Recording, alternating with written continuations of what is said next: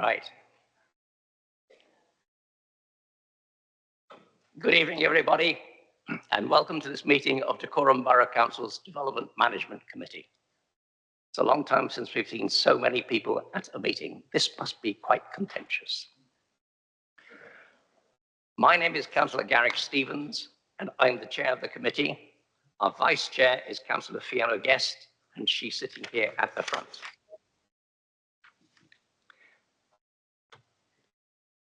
The other members of the committee at this meeting are Councillors White Lowe, who's sitting at the back there, Councillor Hannell, Madden, Patterson, Allen, Bromham, Jankowski.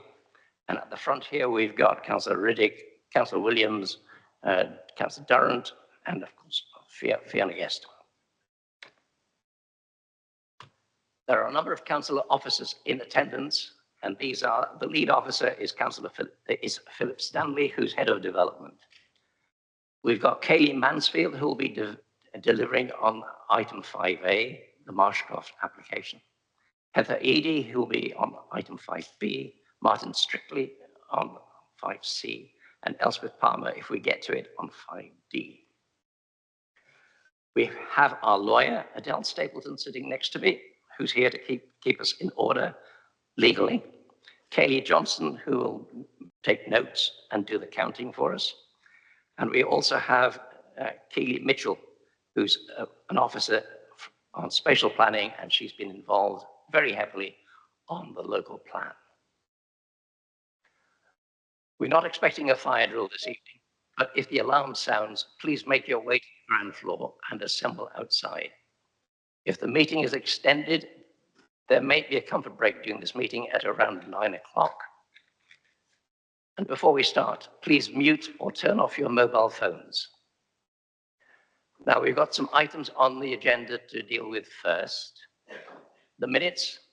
The last meeting was on the 12th of March. The minutes have been circulated. Do I have your agreement that I can sign them? Agreed. I'll do that after the meeting. Bit of housekeeping.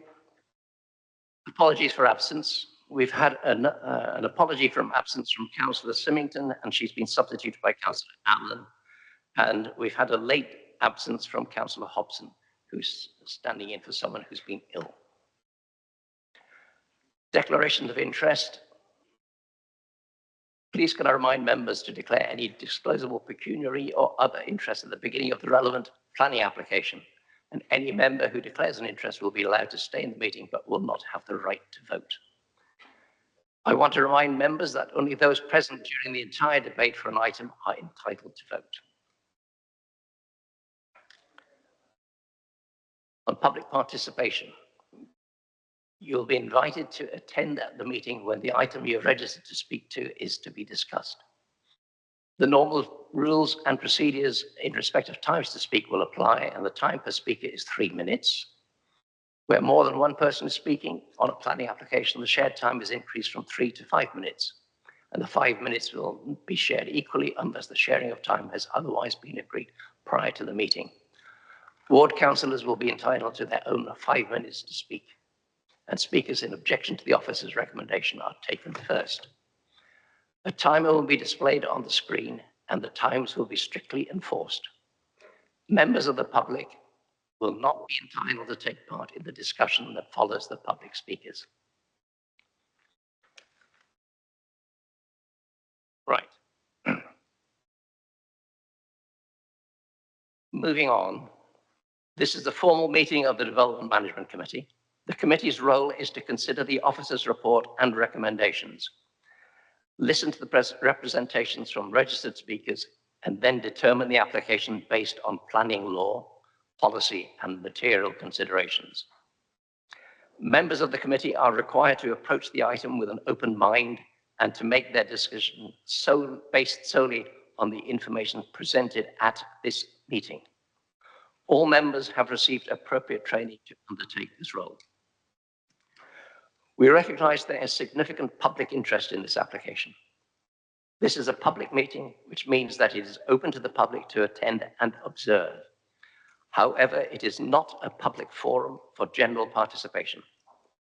Only those who have registered to speak will be invited to do so at the appropriate time. And I will ask that everyone in the public gallery remains respectful at all times, does not interrupt proceedings, call out or otherwise disrupt the meeting, and follows the directions of the chair and officers. If there's any disruption, I will issue a warning. If necessary, I have the authority under the Council's constitution to require individuals or the public gallery as a whole to leave so that the meeting can continue. For clarity on the process, the planning officer will present the report. Registered speakers will be invited to address the committee. Members may ask questions of the officers. The matter will then be debated and a decision will be made by a vote of the committee. I would also remind members to declare any disclosable pecuniary interest or other interest at the appropriate point in the meeting, in accordance with the Code of Conduct. Finally, I would ask everyone present to respect the process and allow the committee to carry out its duties properly and fairly. Now, the first item on the agenda is item 5A.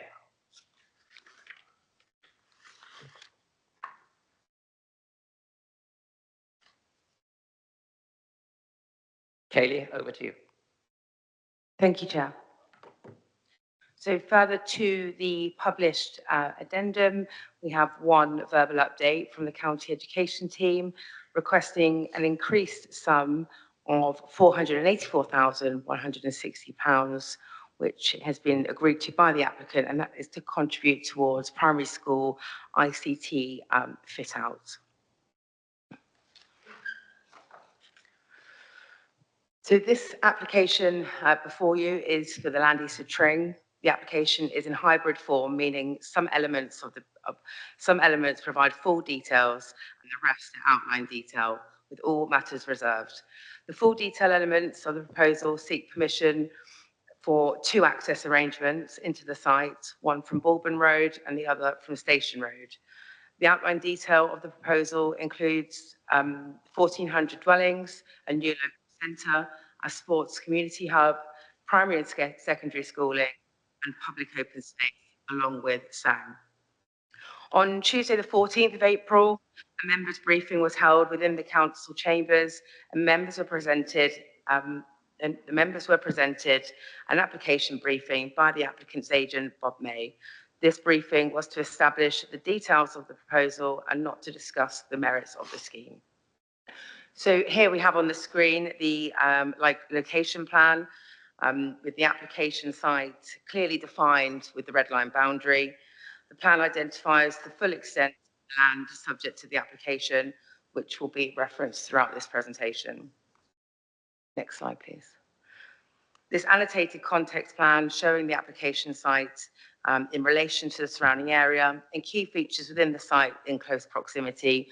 So you will note at the top of the slide, we have Tring Garden Centre with the application site to the south, the Grand Union Canal along the eastern boundary, the railway station, Penley Manor, and Tring, the settlement of Tring to the west. Within the site, we've got Grove Farm, which is to the northern extent of the northern half of the application site, and the small red box, which you will see pretty centrally in the site along Marshcroft Lane, are for dwellings which are to be retained.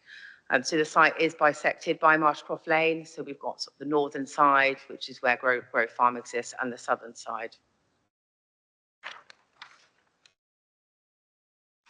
So this aerial image shows the application site in its current form. The land is predominantly in agricultural use, comprising a series of relatively contained field parcels defined by established hedgerows, mature trees, and pockets of woodland planting. Whilst it is particularly evident from this view, what is particularly evident from this view is the degree of existing containment.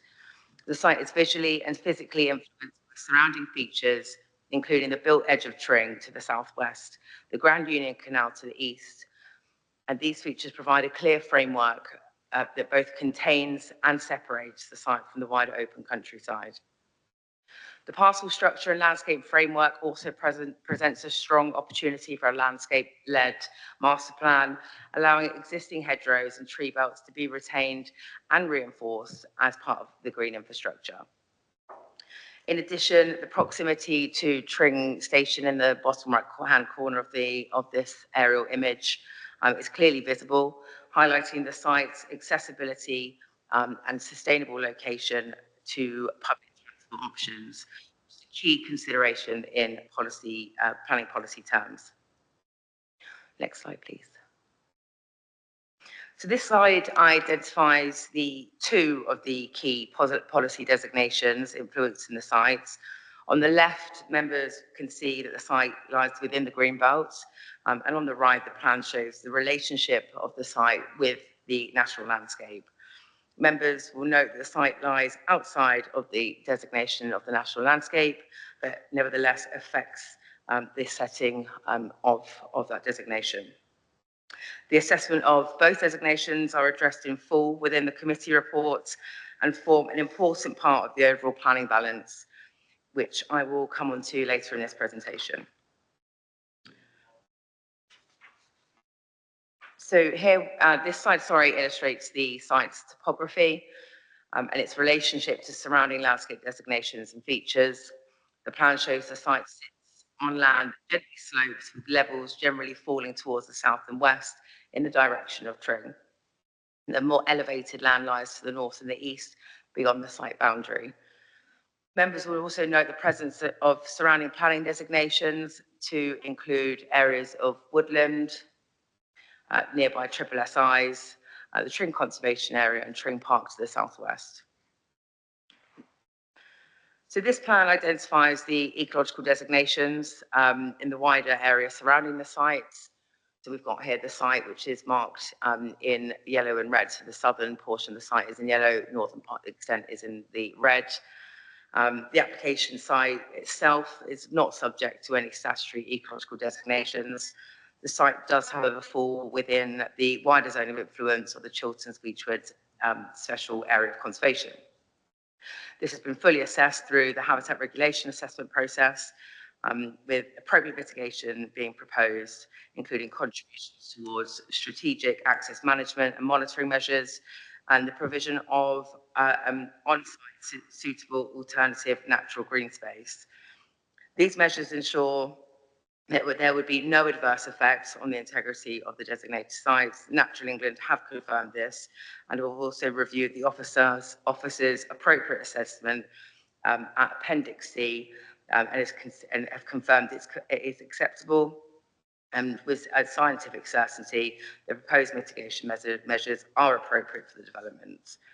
Overall, the ecological impacts have been carefully considered, and the scheme provides the site's opportunities for enhancement through biodiversity net gain. And further, just to add to that, the county's ecologist has made no objection to the proposal or the approach to BNG. So here we have the heritage context plan, which identifies heritage assets surrounding the site.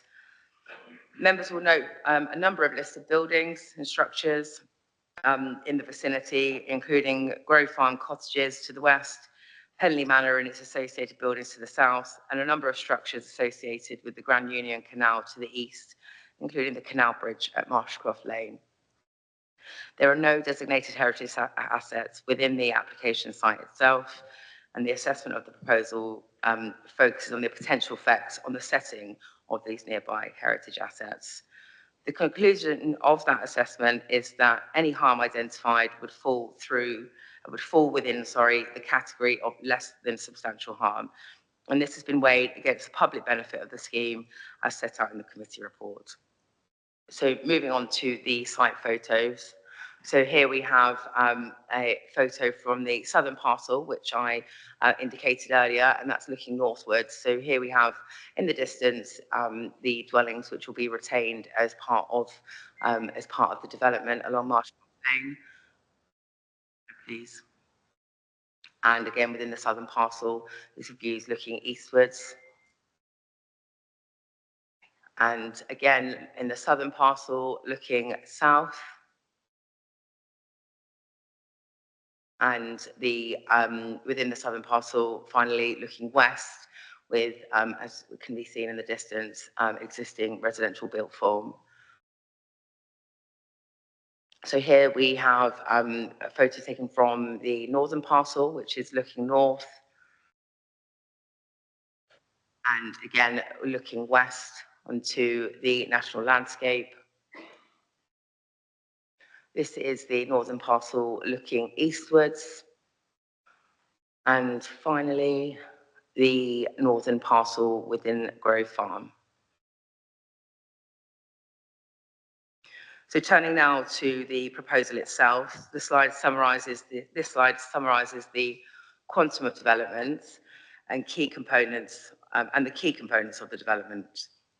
The application seeks, as I say, outline permission for up to 1,400 dwellings, which includes 50% affordable housing. The scheme also includes provision of older persons accommodation, with up to 140 extra care units contributing towards the needs of an ageing population. Importantly, the proposal is supported by a comprehensive package of infrastructure and community uses. This includes provision of the new primary school, land for a secondary school, and preschool, a service site for a health facility. And in addition, the scheme incorporates local shops and services, community buildings, and a sports hub with both indoor and outdoor facilities. Taken together, the proposal represents a comprehensive town extension, which would be self-sufficient with services provided on site, with a strong focus on delivering infrastructure within the sites to serve not only its future occupants, but the wider community of Tring also. So in regards to affordable housing, this will be secured by a Section 106 legal agreement and has been specifically structured in a way to ensure both delivery and ongoing responsiveness to Decorum's affordable housing need. So firstly, the scheme secures a 50% affordable housing across the site, and this requirement cannot be reduced. The tenure of the site mix includes strong emphasis on renter provision, including social and affordable rents, alongside intermediate housing with extra care. Within the first phase of the development, providing affordable rented dwellings at 60% of market value. Importantly, the legal agreement requires the submission of an affordable housing scheme, and this is to align with the most up-to-date local housing needs assessments. Given the scale and the multi-phase build-up period, this ensures that the affordable housing provision remains aligned with the changing needs over time, rather than being tied to 2026 housing need data. This approach secures a robust and deliverable affordable housing package with appropriate safeguards to ensure both delivery and continued alignment with the local housing needs over the lifetime of the development, which is found to be acceptable by officers.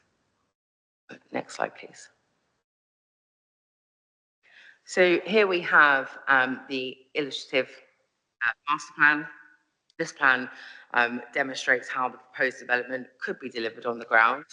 As I say, it is illustrative, so it is just a possibility of how the site may come forward. This is fixed by other plans, which I'll come on to in a moment. But as you can hopefully see on the screen, the layout incorporates significant areas of blue and green infrastructure.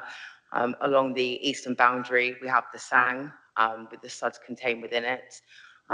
Approximately only 50% of the development will actually be built form, so there's a significant provision of recreational opportunities, and as I say, green and blue infrastructure.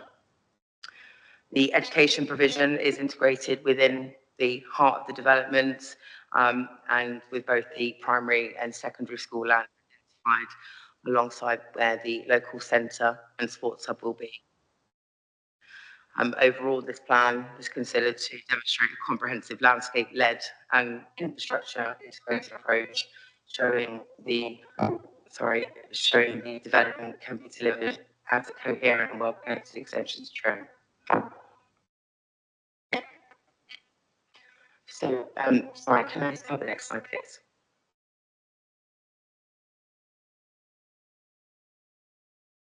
So here we have the regulatory plan, which is on the left. Chair, if I may, there does appear to be some interference. If I could ask people in the public if they could put their phones onto flight mode, that has helped in previous meetings. Thank you.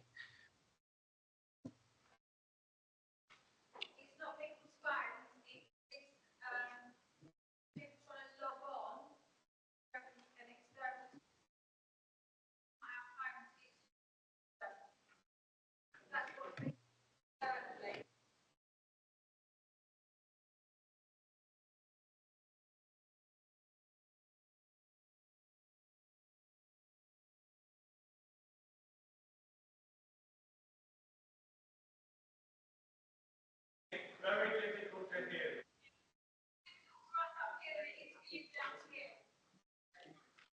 Can I continue, Okay, Chair? just press on. Thank you. So to the left of this slide, we have the regulatory plan. We just address that question. You say press on.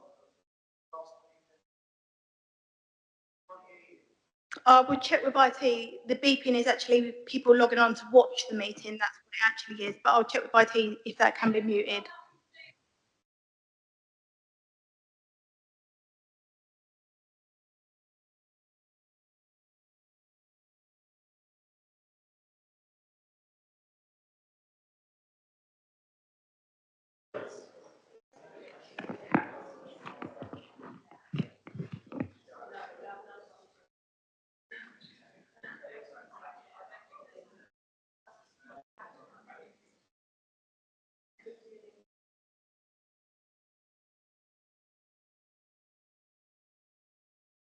Councillor Allen, you want to say something? I was just to suggest that I think the interference that Philip Stanley is talking about is with the microphones, not the beeping. There's two interferences, just for the explanation of the gallery. Sometimes we find that if people are using a hotspot, it interferes with the microphones. What we're trying to do is make sure there's also an adequate record of all the conversations. And it's the record that we can pick up and make sure it does exist.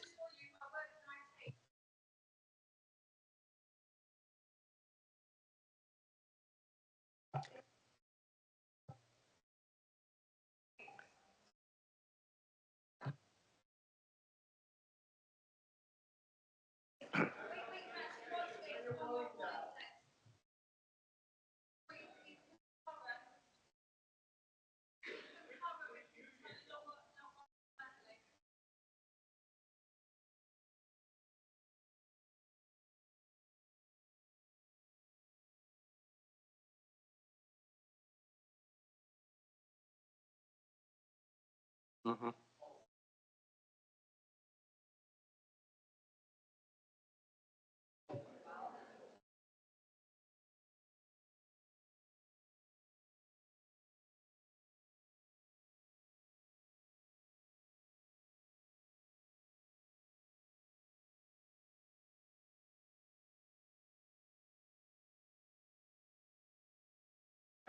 Right, we're going to carry on. So, sorry, here we have the regulatory plan on the left-hand side of the slide, which forms part of the submitted design code. The regulatory plan is a key mechanism that fixes the fundamental structure and design of the development. It sits alongside the parameter plans and establishes the framework that all future reserve matters applications must follow. Members will note that the illustrative master plan we saw in the previous slide was one of the ways the site could be developed. It is this regulatory plan that carries the weight of decision making. The illustrative layout is therefore an interpretation of this plan. The regulatory plan fixes a number of important mandatory design principles across the site. These include, but are not limited to, the planting of native trees, facilities for disabled allotment gardeners, play spaces to provide opportunities for children of all abilities to play together, public art, and ecologically sensitive lighting, along with bus stops within 400 metres of every dwelling.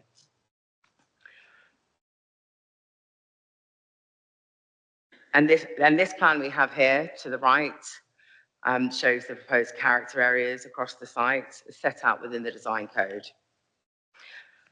The development is divided into a series of distinct areas, each with its own identity, responding to its position within the site and relationship with surrounding wider context. At the centre of the scheme, we have the village centre, forming the main focal point, with a mix of uses and a slightly higher density, creating an active and accessible core. And then moving outwards, for example, the garden suburb areas, which forms the majority of the residential development, with a more traditional suburban character and strong landscaping integrated into the streets. Overall, this approach ensures the development is not a uniform, but instead delivers a range of character areas that respond to the context and creates more varied and legible spaces.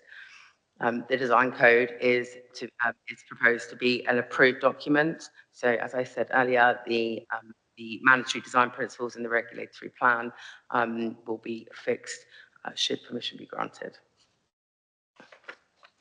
Next slide, please. So here we have the development framework plan. This slide shows which is essentially a parameter plan, and it shows the broad spatial arrangement of the development across the site. Members will note that this plan does not fix a detailed design, but it does, however, fix the overall structure and distribution of uses, which future reserve matters, again, must comply with. Next slide, please. This plan focuses on the landscape and open space strategy for the site. It identifies the green infrastructure networks across the site, including areas of open space, retained vegetation, and structural landscaping. The plan also shows the location of the SANG, so the suitable alternative natural green space, along the eastern boundary of the site, and sustainable drainage features which form part of the site's ecological mitigation and water management strategy. This network not only provides recreational space, but also helps to structure the development and respond to the site's environmental context. You will recall from the earlier aerial slide the extent of the existing hedgerows on the site and how these are proposed to be retained as part of the development. These are indicated with the dark green lines on the plan, which are influencing essentially the development parcels coming forward. Here we have the development density plan, again, a parameter plan to be an approved plan. And as you can see, the higher distribution is focused in the more accessible locations, particularly around key routes and central areas of the site, with a lower density proposed towards the edges, allowing for a more gradual transition into the surrounding area. This plan shows the proposed building heights across the site. Heights are varied to reflect the structure of the development, with taller elements located in more centrally contained areas, and lower building heights are proposed towards the site boundaries along the settlement edge, where development interfaces with existing properties and surrounding landscape. This approach helps to manage visual impacts and ensure the development integrates appropriately with its surroundings and maintains sufficient separation distance between existing residential dwellings to safeguard residential amenity. So here we have the movement and access plan, again, a parameter plan to be fixed.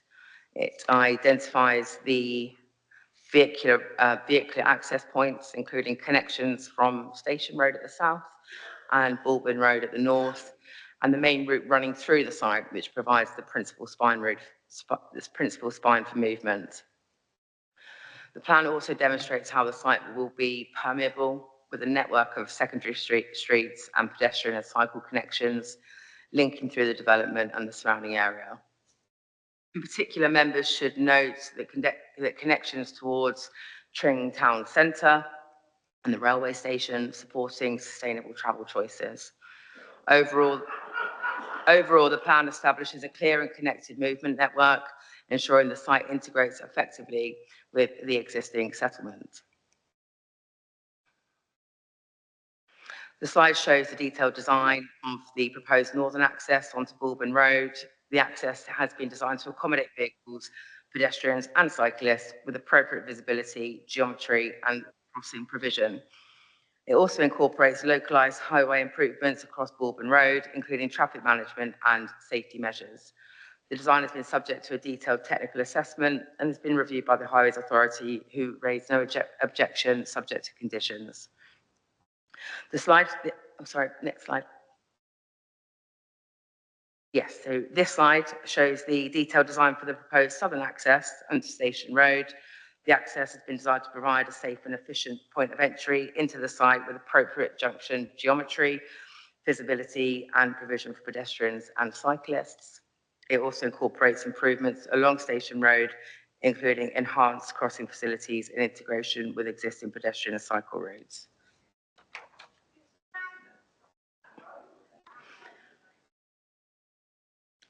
So here we have the transport mitigation strategy for the site. The plan summarizes, this plan summarizes the wider transport mitigation strategies associated with the development.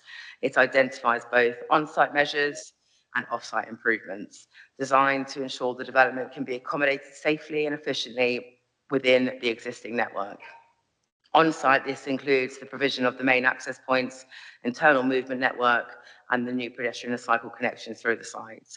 Off-site, the scheme delivers a package of highway improvements, including junction upgrades, traffic management measures, and enhanced pedestrian and cycle infrastructure, particularly along Station Road and routes connecting into the town centre. The Highway Authority is satisfied that with these measures in place, secured by a combination of condition, legal agreements, latterly 278 agreements, the development would not result in a severe impact on the highway network, thus garnering support. Further to the members' briefing and concerns raised about poor lighting on Tuesday along Station Road, the applicant has agreed to a Grampian condition as set out in the published addendum, which requires the developer to submit a lighting strategy for the northern side of Station Road and is to be submitted prior to occupation and shall also be implemented prior to occupation. Next slide, please. So this slide shows the proposed mini roundabout at the junction of Grove Road, Station Road and Cow Lane. This forms part of the off-site highway mitigation package and is designed to improve the operation and safety of this junction. The introduction of the mini roundabout will help to manage traffic movements more effectively, reduce vehicle speeds and provide a clearer point of control at this junction. Next slide, please. So this slide shows the further proposed mini roundabout at the junction of London Road and Station Road. The introduction of the mini roundabout will help to regulate traffic flows, reduce vehicle speeds, and provide a clear and more controlled arrangement for its users. Next slide, please. This slide shows the proposed signalised junction at Cow Lane and the A4251. This is another element of the off-site highway mitigation package designed to improve the operation and safety of the junction. The introduction of signal control will help to manage traffic flows more effectively, provide signal control crossings for pedestrians, and improve the overall junction capacity. Next slide, please. So here we have the indicative bus route service. The route would pass through the site and connect directly into Tring Town Centre, and importantly, extending to Tring Railway Station, enabling onward connections to the wider rail network, including direct services to London. The provision of a bus route through the site, alongside new and improved bus stop infrastructure, supports the use of sustainable transport modes and reduces reliance on private vehicles.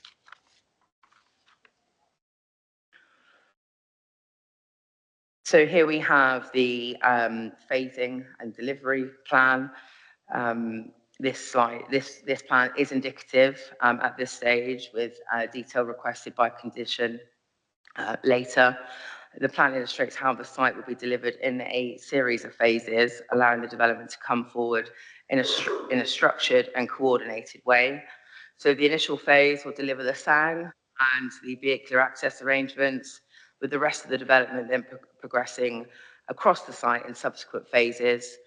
Importantly, key infrastructure, including the schools, the local centre, will be delivered alongside the development rather than being deferred to later stages. And that's evident from the purple shading on this plan, which indicates phase 3.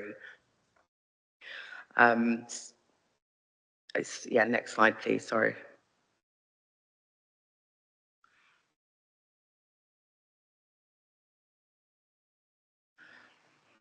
So these next few slides will explain the principle of the development and why the application.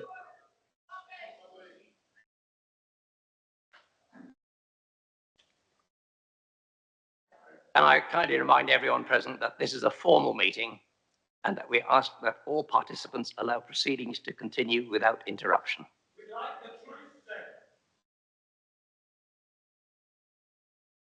We understand that people may feel strongly about the matters being discussed.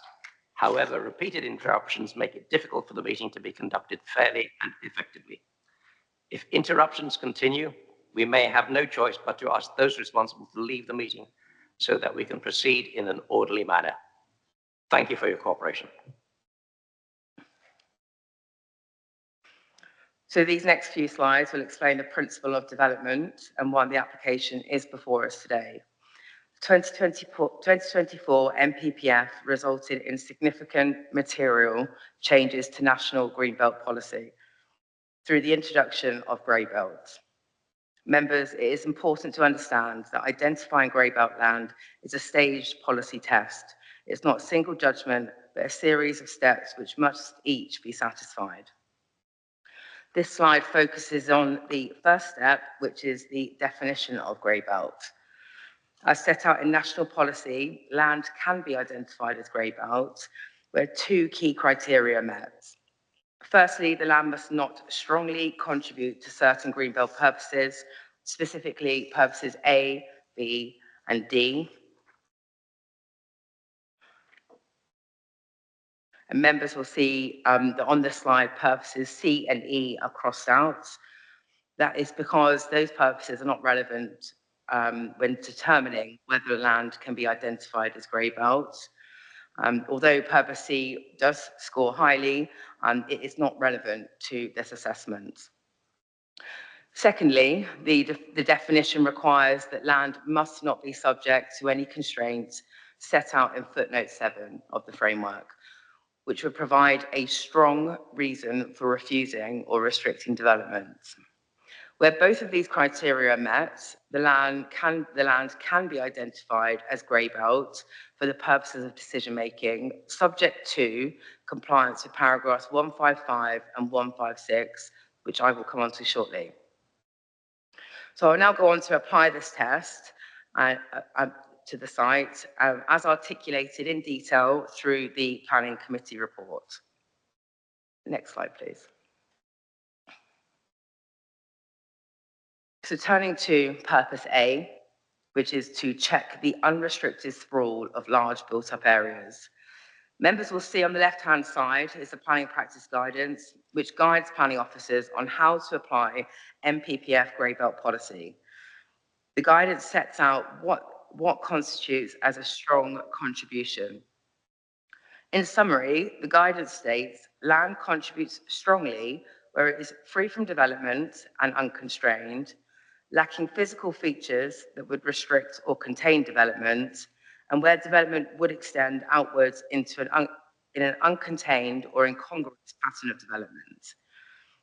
So if I can draw your attention to the red box on the right-hand side, this sets out the key part of the officer assessment in relation to that test.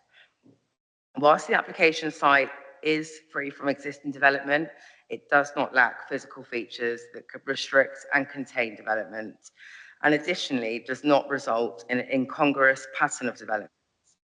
So when comparing the guidance on the left with the assessment in the red box, the site does not meet the characteristics of a strong contribution.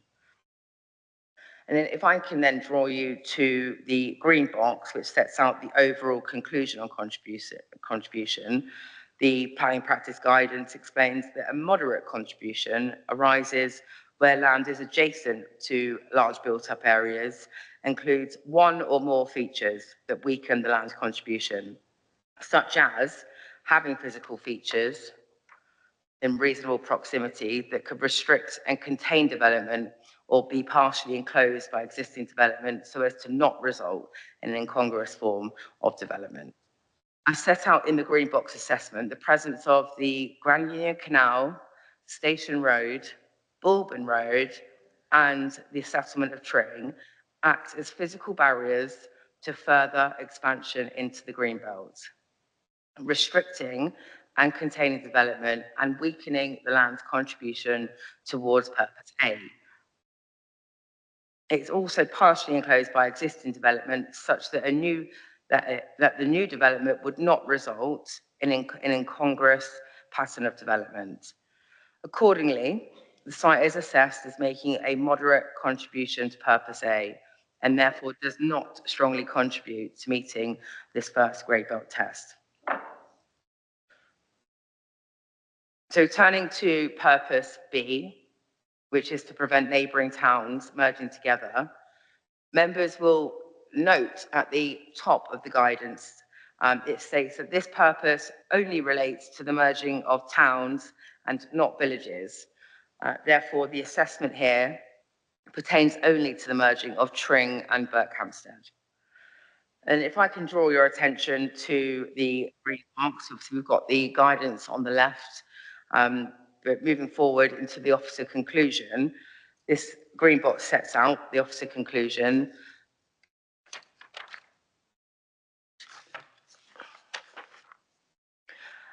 And as indicated in the box, the site forms a small part of the wider 3.5 kilometre gap between Tring and Berkhamsted.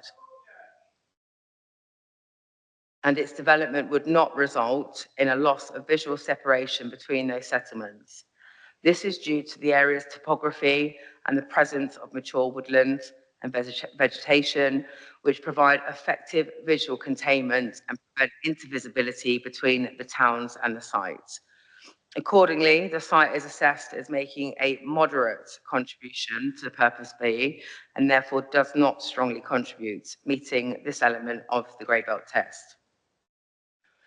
And next slide, please. So turning to Purpose D, so the final purpose of this part of the grey belt test, Purpose D seeks to preserve the setting and special character of historic towns. In this case, Tring is not designated as a historic town and does not form part of the setting of any historic town and has no visual, physical relationship with the historic aspects of Tring. Accordingly, the site makes no contribution to Purpose D and therefore does not strongly contribute, meeting this element of the grey belt test. Next slide, please.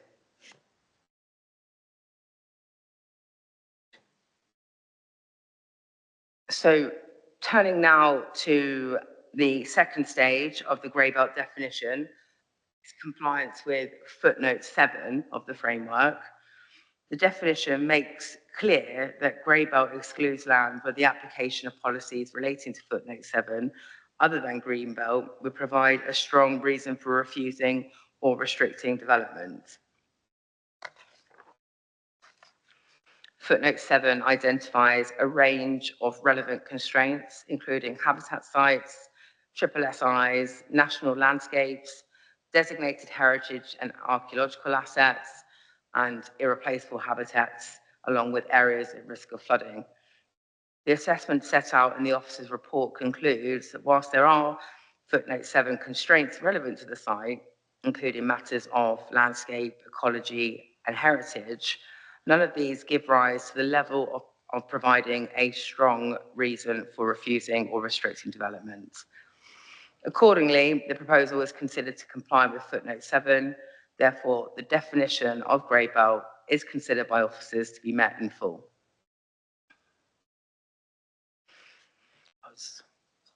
Previous slide.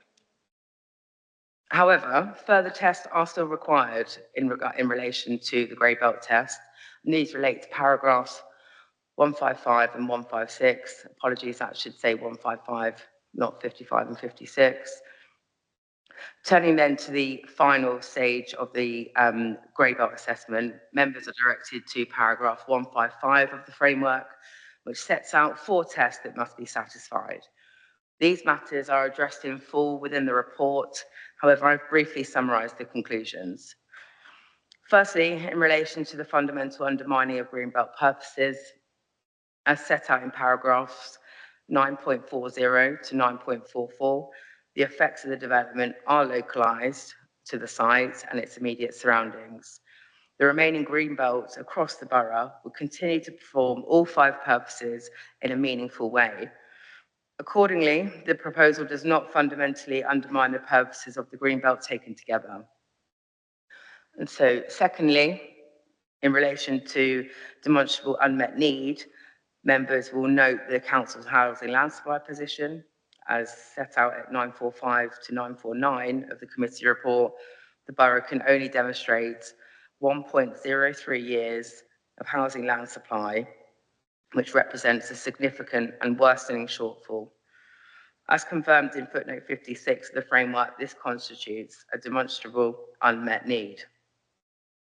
The proposal would make a substantial contribution to addressing that need, including through market and affordable housing.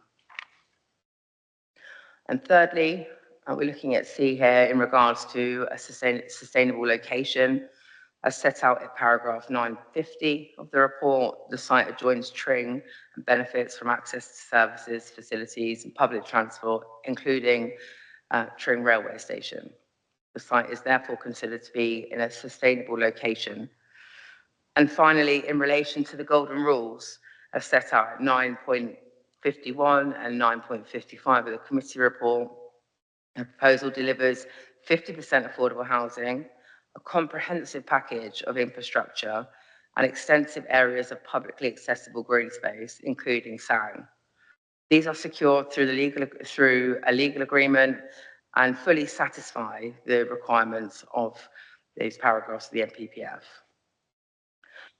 Drawing all stages of the assessment together, officers are satisfied that the land does not strongly contribute to greenbelt purposes A, B, or D, and no footnote 7 constraint provides a strong reason for refusal, and that the requirements of paragraph 155 and 156 are satisfied in their entirety.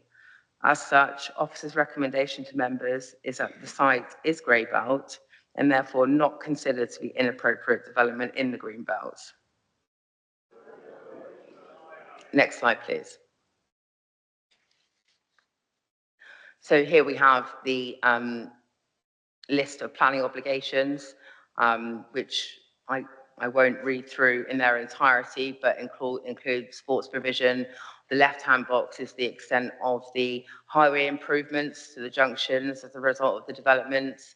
And if we can move to the next slide, please. Separately, we then have a suite of financial contributions which will go towards education, towards off-site sporting facilities such as Tring Sports Centre, Tring RUFC, ambulance services, bus services, public footpaths, canal towpaths. We can, of course, come back to these slides through the debates. The application also would generate receipts, still many receipts of around 17 million approximately.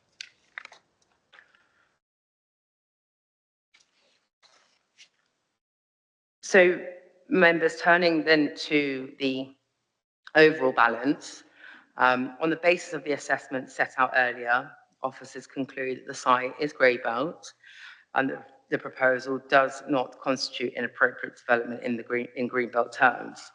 In that context, the application is assessed against paragraph 11D of the framework, which requires that permission should be granted unless the adverse impacts would significantly and demonstrably outweigh the benefits. As set out in the first table before you, whilst there are identified harms,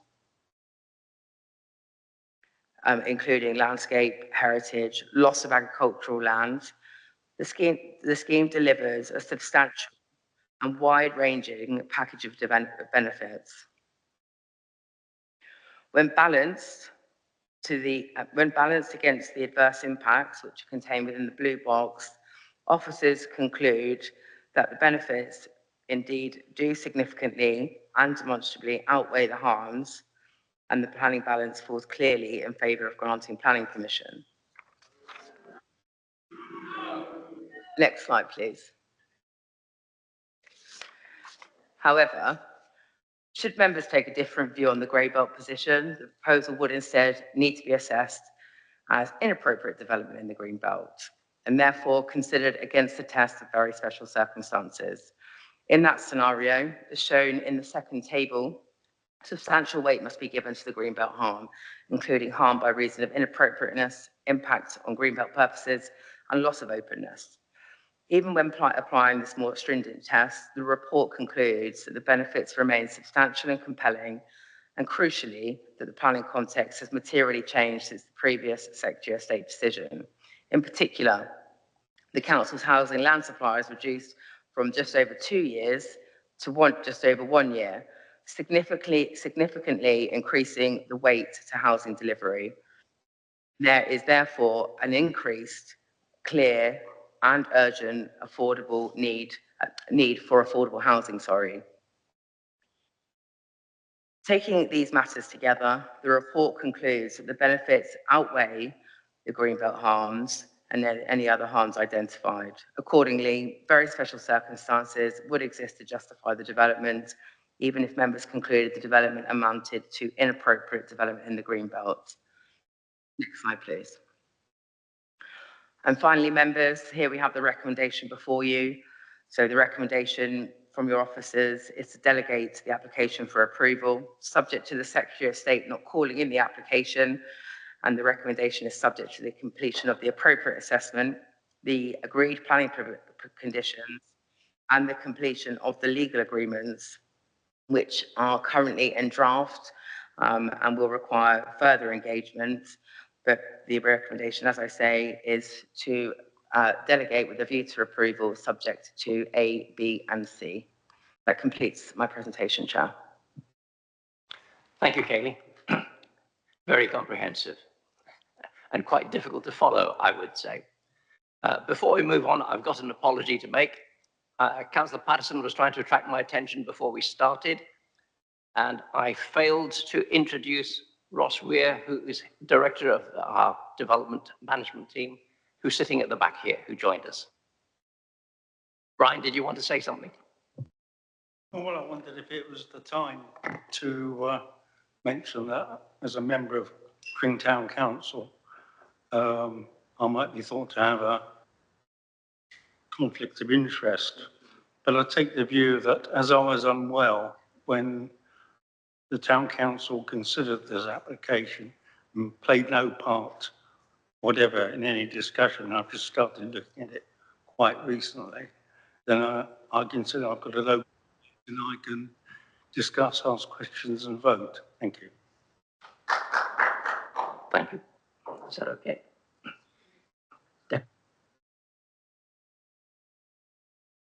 Right. Turning now to the public speakers.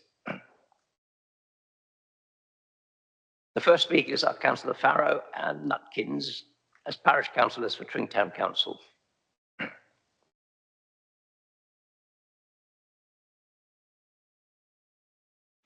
You have 5 minutes and the time will be displayed on the screen above us. Press the right button. Okay.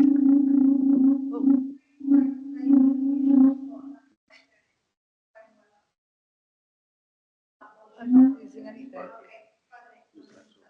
Okay. Oops. Just knocked water everywhere. Oh, okay, I've had 2 now. Right, thank you. Right, sorry, thank you. If you can hear me.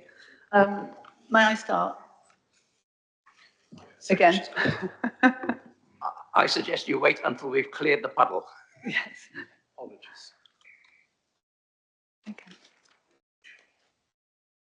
I am Councillor Carol Nutkins. Tring Town Council unanimously recommended rejection of this application, which will destroy vast swathes of prime agricultural land, AONB, in the Chilterns and sacrificing animals and wildlife that Hertfordshire Council are trying to preserve under the National Nature Recovery Scheme, an area the then Secretary of State thought would be so badly polluted by this development they rejected this same plan in 24.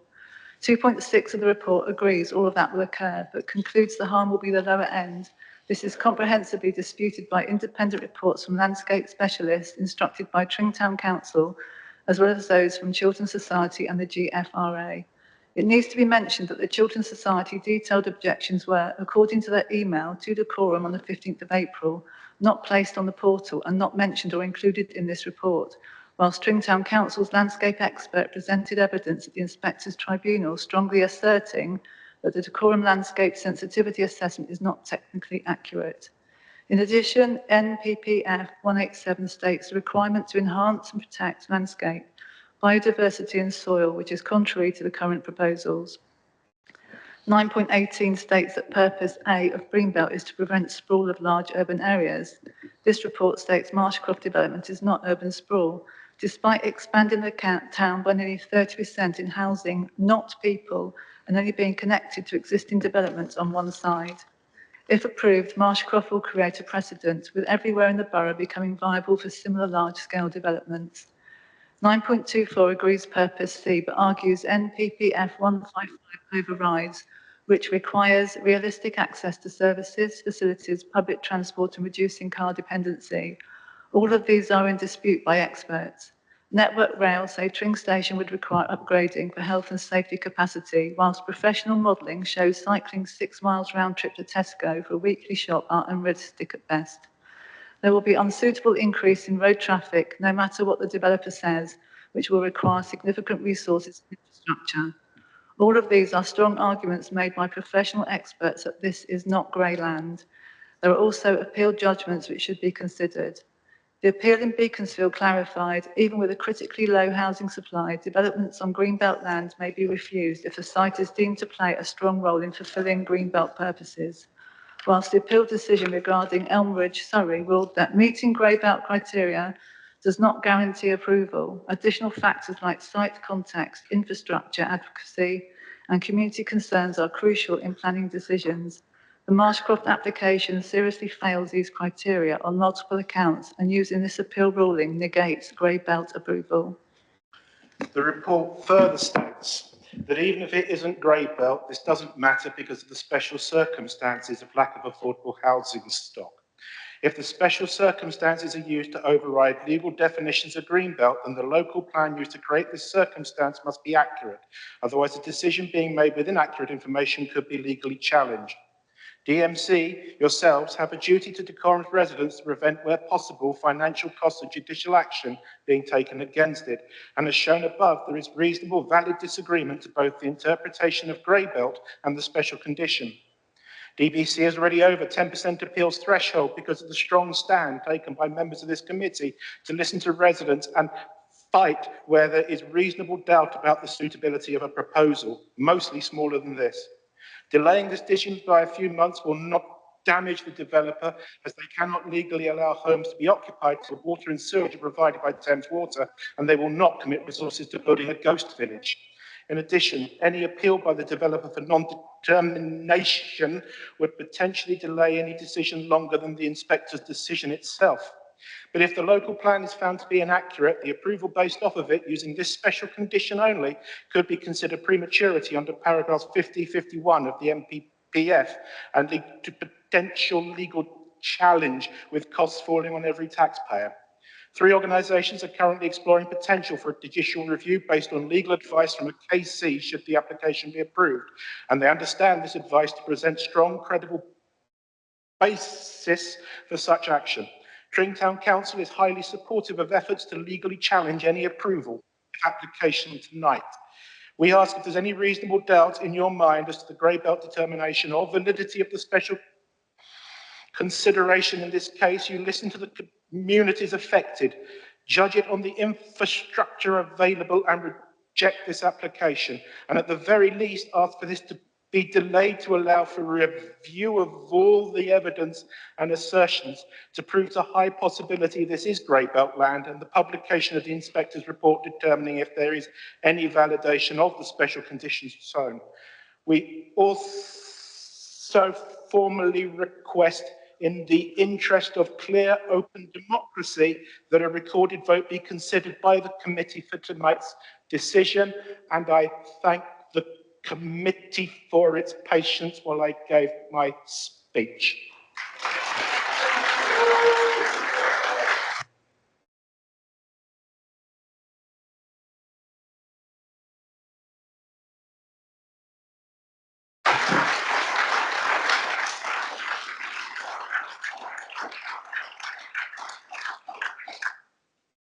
Right, after that round of applause, thank you, Robert. Let's move on. Ward Councillor Kaposi is speaking for 5 minutes in objection.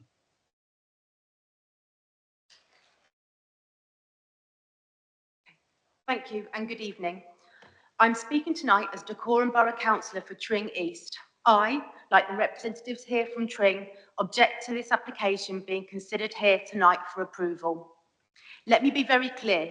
The objection isn't to prevent new homes being built in Tring. The need for new homes is widely accepted, but we need the right homes in the right area, and that is not what Marshcroft is. Until we have the Planning Inspectorate's report, it would be wrong to progress with an application for a development of this size. Others speaking here tonight will cover technical and legal matters, so I would like to address the committee about process and where we find ourselves today. Everyone here knows the first planning application for Marshcroft was rejected by Dacorum, with the Planning Inspectorate upholding that decision on appeal, and then the Secretary of State dismissing a further appeal in March 2024. The highest office in government able to make this planning decision rejected this development. In October 2024, the full council was presented with the Regulation 19 consultation, produced contrary to the Regulation 18 consultation completed just months before. We were told we needed to submit the Reg 19 before even higher house building quotas were imposed, and if we didn't demonstrate that we could achieve the current house building figures, then the government would intervene and tell us where to build. The trepidation caused by this threat of an intervention resulted in many councillors declaring, and I paraphrase, "I don't like it, but we have no choice." And this application coming before this committee this evening, before the Planning Inspectorate report is issued, feels like that full council meeting all over again. Just as previously, councillors are presented with an application which the officers are recommending for approval. The report references all the reasons why it should be approved, and just like the Reg 19, it is presented with an inevitability that it has to be approved. It feels to me like this committee is being rushed and pressurised to make a decision before due process has been completed.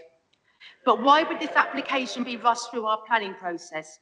If it's in the emerging local plan, then surely that means it must be a sound proposal, that all aspects of what impact this would have on Tring have been fully considered, that the reasons for the first application being rejected have all been resolved, that there is no missing or inaccurate or just plain wrong information included. Well, actually, no. As anyone who attended the Planning Inspectorate meetings a few weeks ago will know, the inspectors had concerns and questions about the Marshcroft proposal. It is my belief that the applicant is eager to get ahead of the examination stage report, because once this application is approved, there is no going back. It is inconceivable to believe that the Planning Inspectorate's report will not ask for more information about how and why Marshcroft has been included.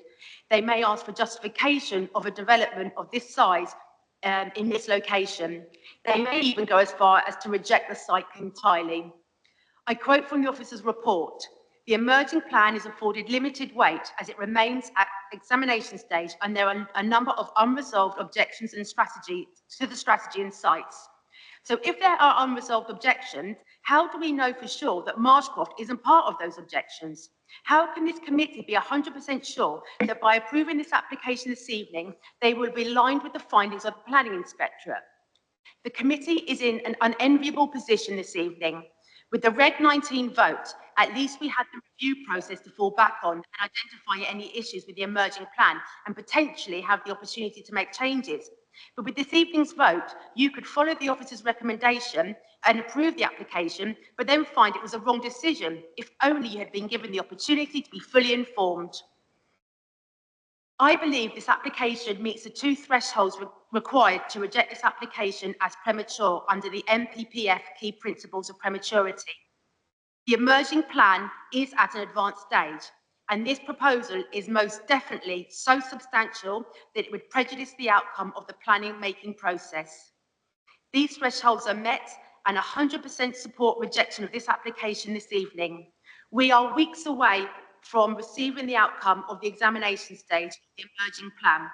The common sense approach to this application, as considered in a judiciary review, would be to refuse the application and wait until the examination process is complete. Thank you.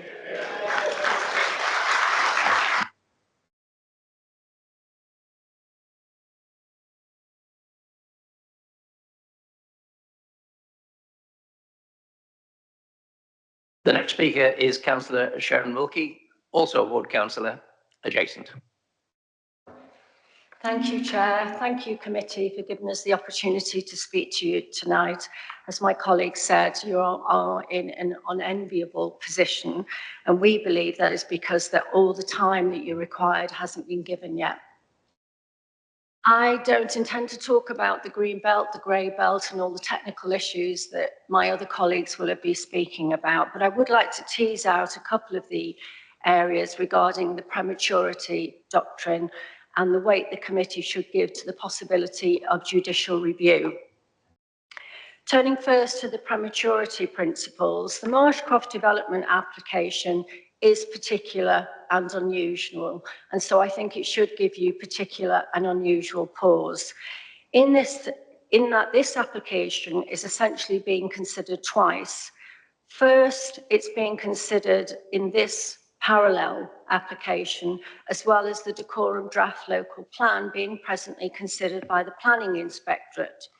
On such occasions as these, the local authority considering the duplicate planning application, in this instance, this committee, considering Marshcroft, may determine that it would be premature for them to consider such an application before the planning inspectorate makes their decision as part of the draft local plan. For prematurity, as my colleague mentioned, the committee will need to indicate clearly how granting permission for the development concerned would prejudice the outcome of the plan-making process of the draft local plan. For this reason, firstly, it's necessary to consider whether the plans are at an advanced stage of preparation. Well, we know they are. That threshold is met here. We've gone through the Reg 18, we've gone through the Reg 19, and the plan is actually before the planning inspectorate for consideration as we speak. Secondly, the committee before us must demonstrate harm. The authority must clearly show, in this case, the committee before me, that a decision on the development would undermine the plan-making process by predetermining decisions about, for example, scale, location, or phasing that are central to the draft local plan and thus should reasonably be made by the planning inspector when considering the draft local plan. We've heard very clearly tonight from the officer, kindly, whose name, forgive me, I've forgotten, who's spoken about the details around green belt, grey belt, and the considerations that still haven't been formalised. Should the committee approve this development and the planning inspector wishes to reject the draft local plan, either in part or wholly, the planning inspector is undermined by the committee decision. And conversely, if the committee rejects the application and the planning wishes to improve the development, again, the planning inspector's decision would be undermined. By making a decision either way this evening, the committee would be predetermining a decision that will be made by the planning inspector, risk leaving DBC in the position of approving a development that is subsequently struck down by the planning inspector, or rejecting a development the planning inspector wishes to include.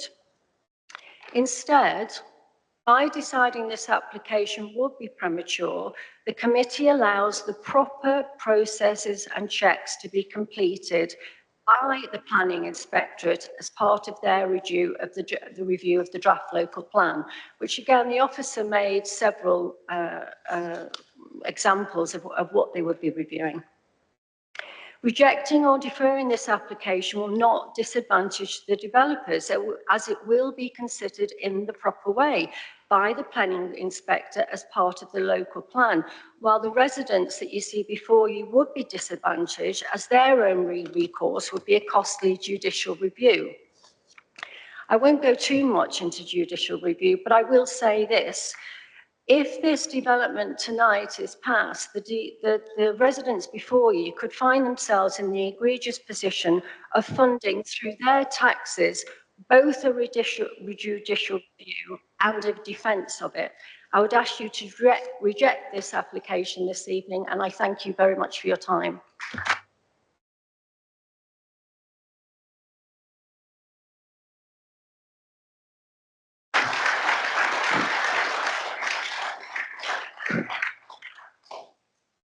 And the next speaker is Mr. Graham Wright and Keith Baker.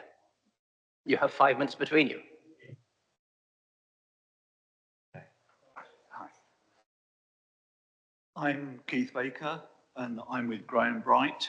And together we represent the Tring Residents Association and the GFRA.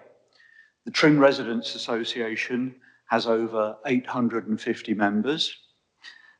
That's across Tring and the surrounding villages, and you will see that many of our members are here tonight.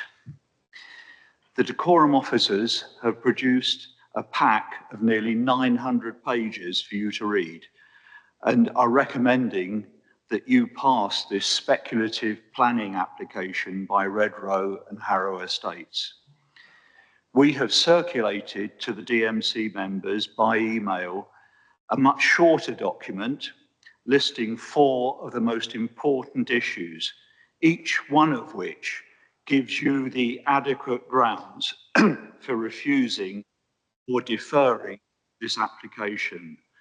And it fundamentally challenges many of the points that you've heard from the officer.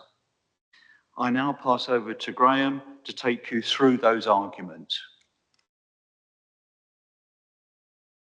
Thanks, Keith. There are 3 things I would like you to consider in your debate this evening. One of those is the inappropriate use of the grey belt policy. Second is the prematurity. Is this premature? And should you wait for the EIP? And the third is a plea from the people of Tring. And I hope I have time to get through all 3 of those. Please give me the time.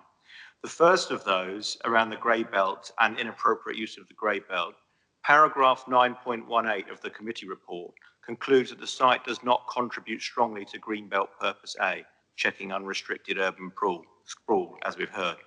This directly contradicts the Secretary of State's previous decision, which found significant harm to Purpose A. There is no robust justification for departing from the higher authority of the Secretary of State's original findings on this.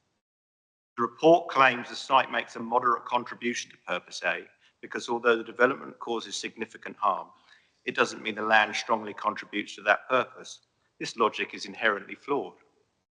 If the Secretary of State found that the loss of this specific land would result in significant harm to the Greenbelt's ability to check sprawl, then the land is, by definition, a strong contributor. The introduction of grey belt policy does not change the fundamental role this site plays in preventing urban sprawl.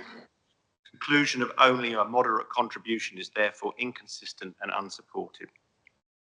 Furthermore, as we've seen, the committee report incorrectly dismisses the footnote 7 exclusion. The Annex 2 definition explicitly states that grey belt excludes land where footnote 7 policies provide a strong reason for refusing development. The Council acknowledges that paragraph 189 requires great weight to be given to the national landscape setting, while the report argues that this is not a strong reason for refusal. The Secretary of State used these exact policies to conclude there was a clear reason for refusing the development in 2024. The Council is trying to use a grey belt shortcut in their paragraph 155 that simply should not apply to this strategic site. The council are legally required to assess whether there are very special circumstances to allow development in the Greenbelt. We strongly suggest the citing of substantial public benefits in paragraph 9.60, as we've seen, has been wrongly interpreted. Benefits such as affordable housing and infrastructure are mandatory requirements under the NPPF Golden Rules. These measures mitigate the impact of the development itself. They do not clearly outweigh the substantial harm to the Greenbelt and the national landscape. The second point around prematurity. National policy is clear.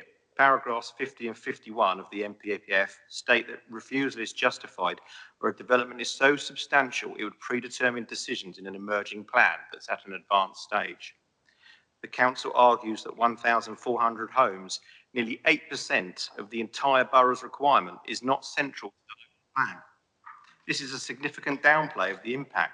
The committee report admits in paragraph 9.405 that inspectors have raised questions regarding the site selection methodology, granting permission now while the inspectors have not concluded the hearing sessions, which included scrutinising the site selection methodology for allocation TR3, undermines the plan-led system. This is clearly a site which should only be released through the plan process. It will increase Tring by 28%, a massively disproportionate growth that requires strategic justification. The merits of its allocation must be determined before the decision to grant permission.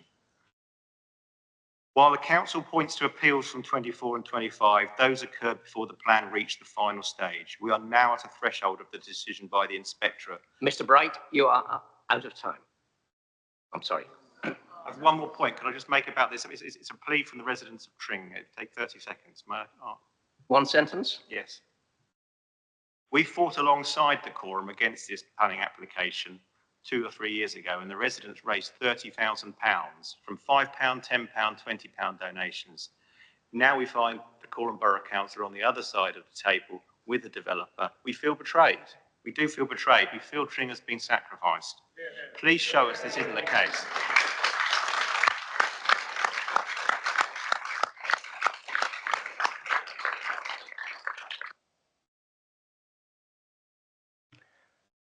The next speaker is Stephen Bailey. Good evening, Chair. My name is Stephen Bailey. I'm the chairman at Tornadoes Sports Education and Leisure. As you all know, Tornadoes is an amateur sports charity, and in this, our 55th season, operates over 50 teams and has over 1,000 playing members, boys and girls, men and women, across junior adult football and netball in Tring. Back in January, we were an applicant in this room and received approval to convert our grass pitches at Cow Lane to an artificial Hold on, can I turf. stop you there a second? Although it's down as 5A. No, this is 5A. This is 5A? This is 5A. Okay. Yeah. Along with the pitches at Cow Lane to convert to artificial turf with floodlights and a clubhouse, we thank you for that support.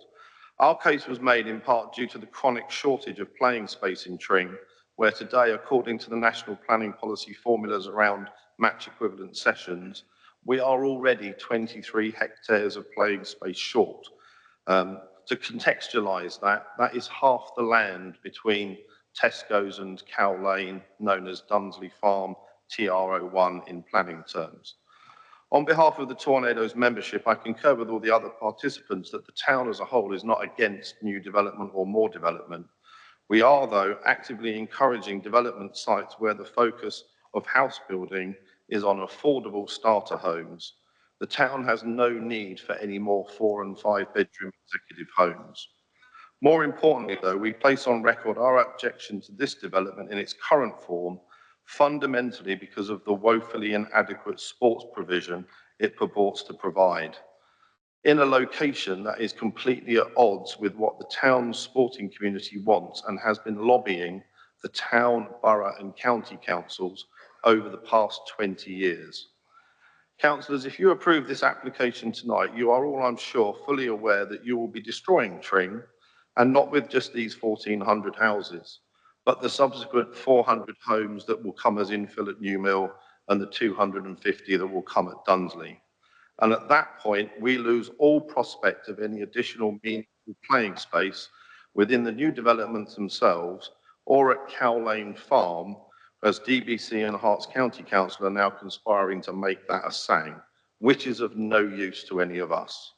The people of Tring have spoken out loudly and regularly about the current local plan and its several predecessors over the past 10 to 12 years. The town is clear on what it wants and what it does not want, and where it wants its community infrastructure to go. So, councillors, as planners and developers are not yet getting the message, please do us the courtesy this evening of rejecting this application and sending them all back to the drawing board around the future plan for Tring, which is for the benefit of the people of Tring and includes putting the right sporting infrastructure in the location that best serves the future growth of all the sports clubs.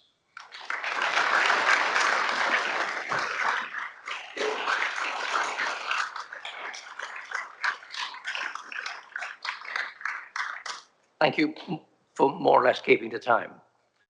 Now, the next speaker is the Reverend Bob May, who's speaking in support. Thank you, Chair. I might need more than 3 minutes if I'm going to be interrupted. I have only a few points to make in response to some of the comments that have been made by both Tring Town Council and the GRFA. The first of those was the Tring Town Council's concern about a loss of habitat without recognising there are 27 hectares of SANG being provided with additional 10 hectares on top of that, 40% BNG, 20% BNG in hedgerow terms, and the whole site is 50% open space.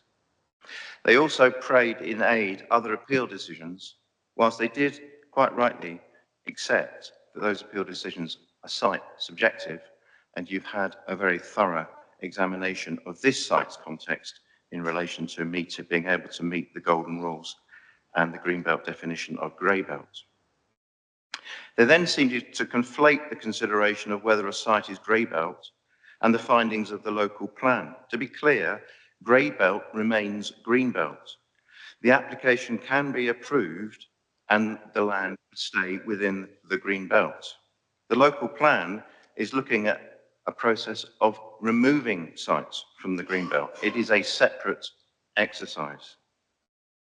Then they said that the committee is being rushed into a decision. Nothing could be further than the truth. This application submitted in July is now in its 9 month of determination. It is going to take longer than that because we have a referral to the Secretary of State. We are looking at something close to a year since submission and a lot of work prior to that. And then finally, the GRFA made the point that they thought that 50% affordable housing was no more than meeting a mandatory obligation because the site was greenbelt. Well, they can't have it both ways. They say the site is not grey belt. If it's not grey belt, then your local policy applies, and that's 40%. We remain at 50%. But in any case, the government is extremely clear. Very significant weight must be given to the delivery of both market and affordable housing, particularly in a case like this when the need is extremely urgent and we're down to 1 year's supply. Thank you, Chair. Thank you.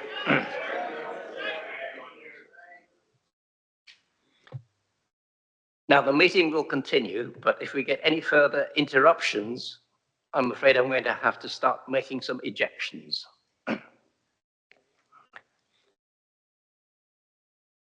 Philip, I think we want to make some progress. Can I ask you to continue?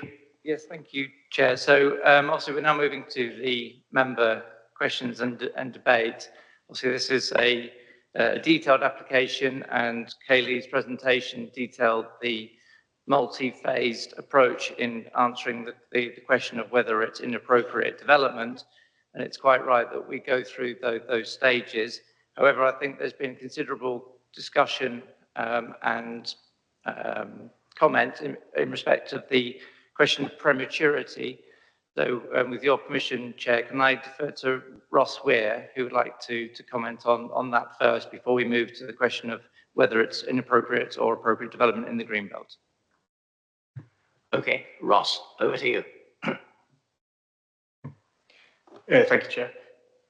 So, as Phil said, we've obviously had a number of comments, both in writing and this evening, in relation to the decision and asking for it to be deferred in relation to the local plan.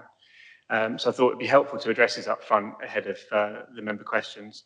So Council obviously is mindful that the local plan examination remains live. And this site is a proposed allocation as part of the overall spatial strategy for growth in Dacorum to 2041.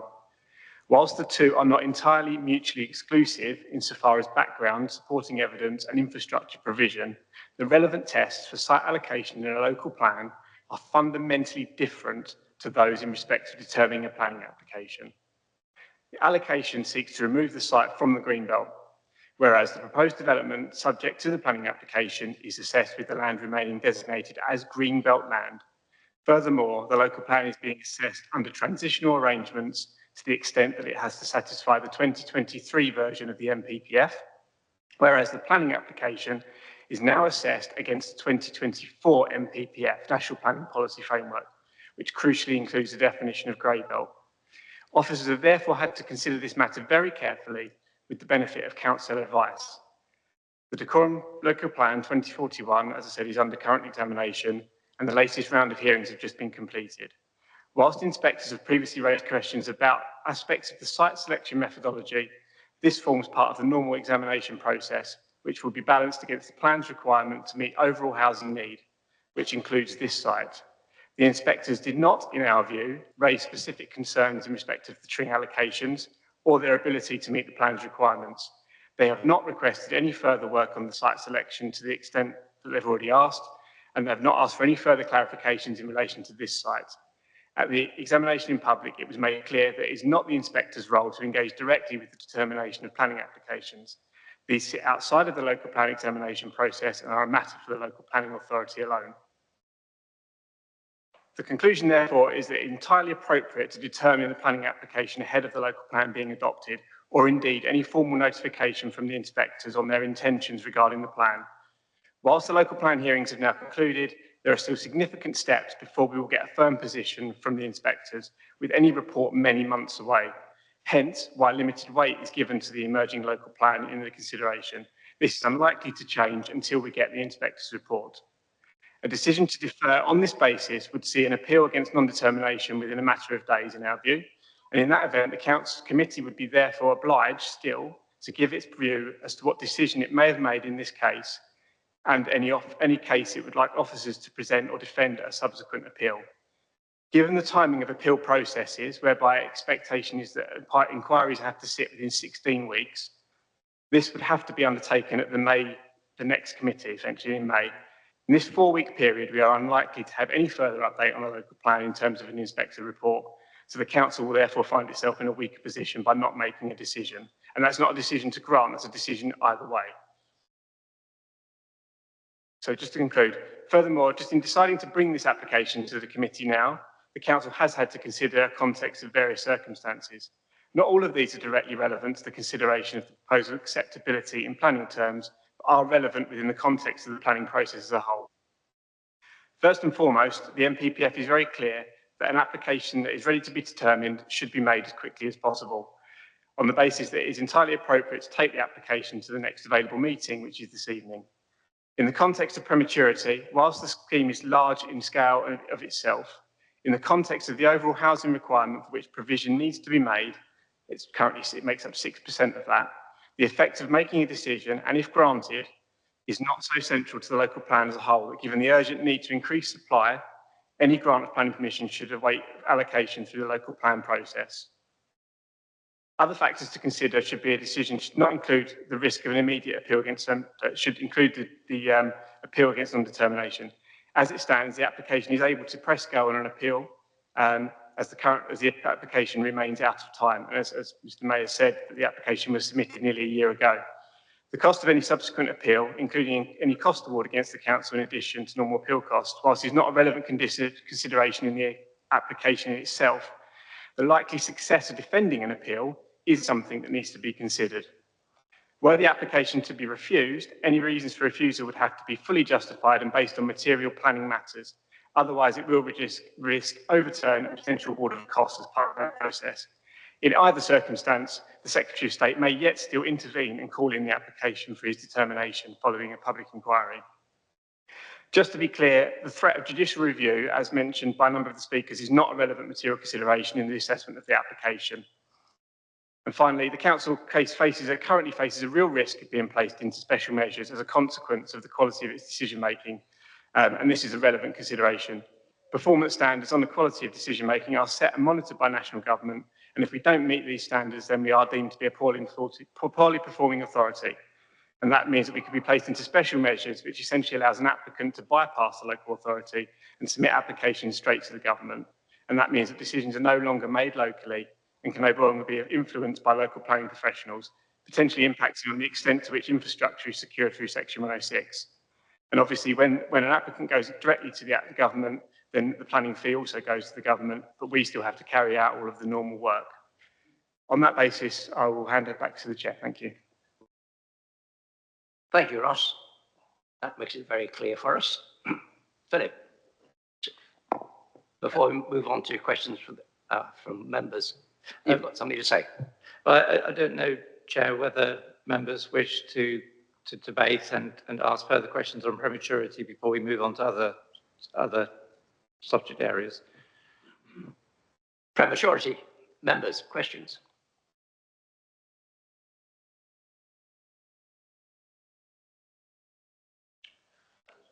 Thank you. I don't know if this is one for Philip, but yeah, to my mind, given the argument of prematurity in relation to a local plan has been so strongly and frequently raised in this application, I'm keen to understand why the applicant, at the very least from a sort of commercial perspective, to avoid risk where they could essentially hold off for a few months and essentially nullify that argument, why they would seek to bring this forward to committee now. It strikes me that 1 year from submission to determination is actually not that substantial or uncommon in planning terms.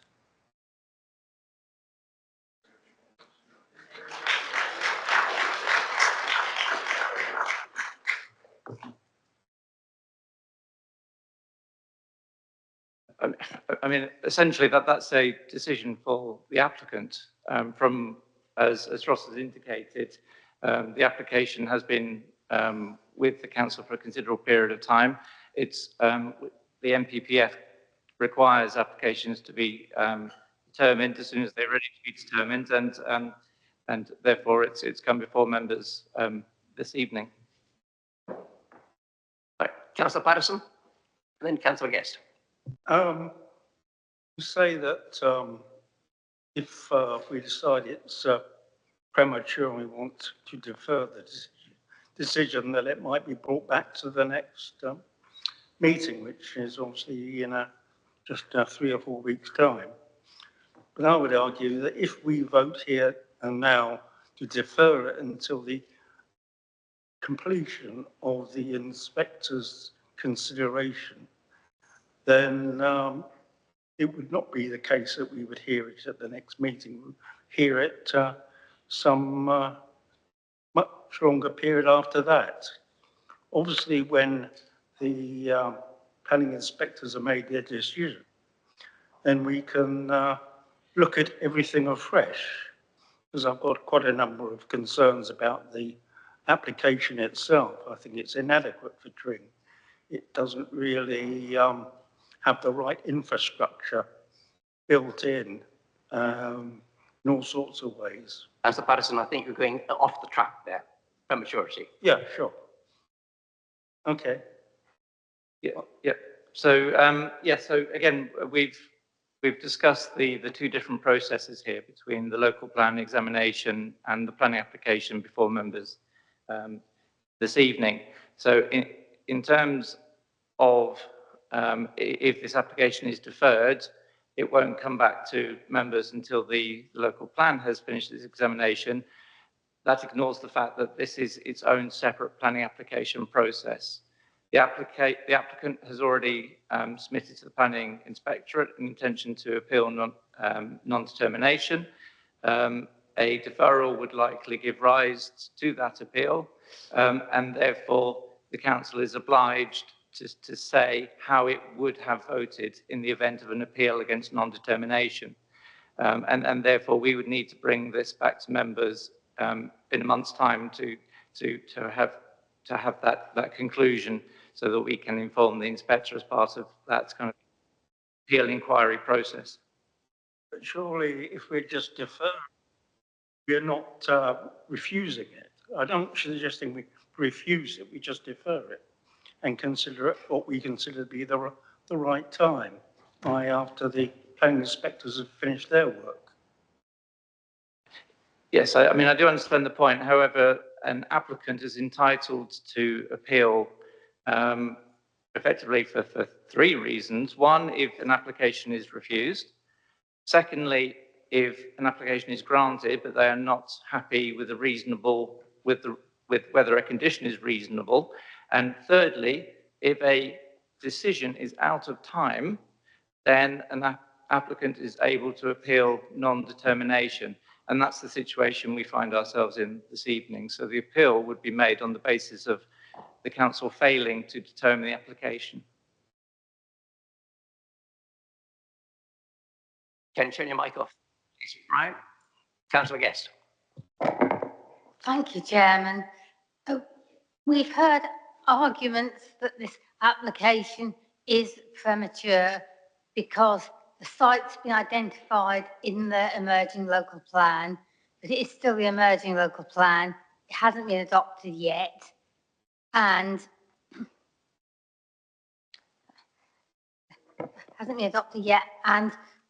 both Ross and the reports pack have pointed out that the emerging local plan has limited weight. So on that basis, how can it be argued that this application isn't premature?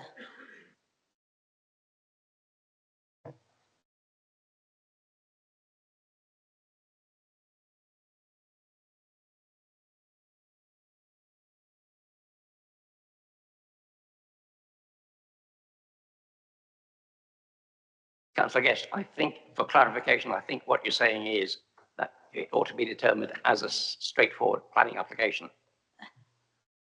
What I'm saying is that given the fact that the local plan has limited weight, or the emerging local plan has limited weight, because it's still the emerging local plan, it's not adopted yet, how can it be said this application is not premature?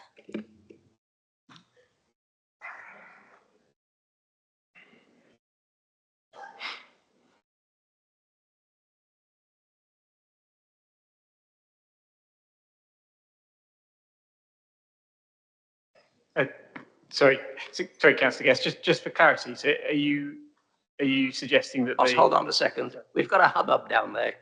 Silence, please. Yeah, sorry, Councillor Guest, just for clarity, are you asking or suggesting that the application is premature? Yes, because the emerging local plan can only be given limited weight.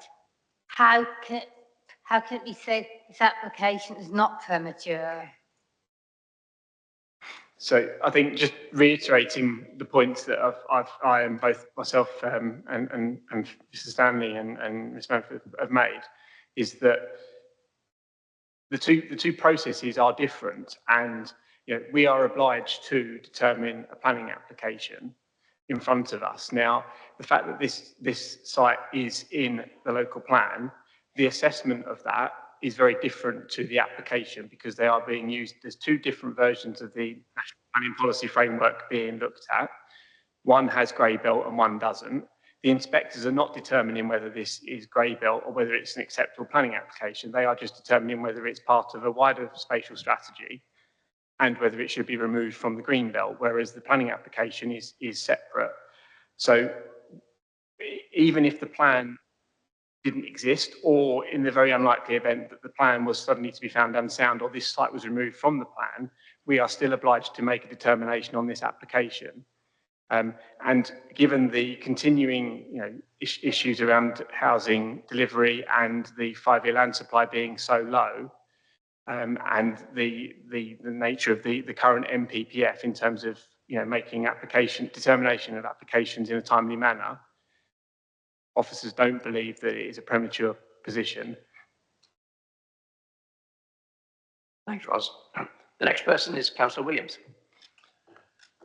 Thank you, Chairman. I struggle a bit with this, and as you know, I've raised this already. And I won't talk about the planning application as such, because there are lots of things you can talk about the planning application, but it's the process, and this has been touched upon by particular Councillor Kaposi in when she spoke, that yes, there is a difference between the planning application and the local plan, and in a professional terms, you can separate those. But for the average resident, those two things are closely intertwined.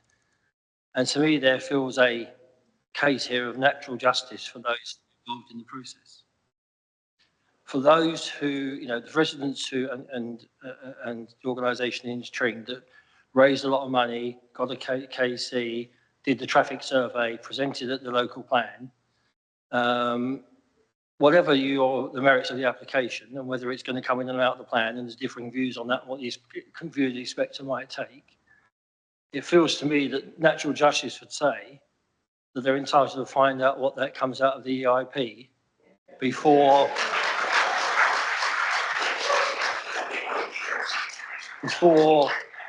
we determine a planning application. Now, if we make a decision to grant this evening, we're effectively slamming the door on any opportunity they might have had.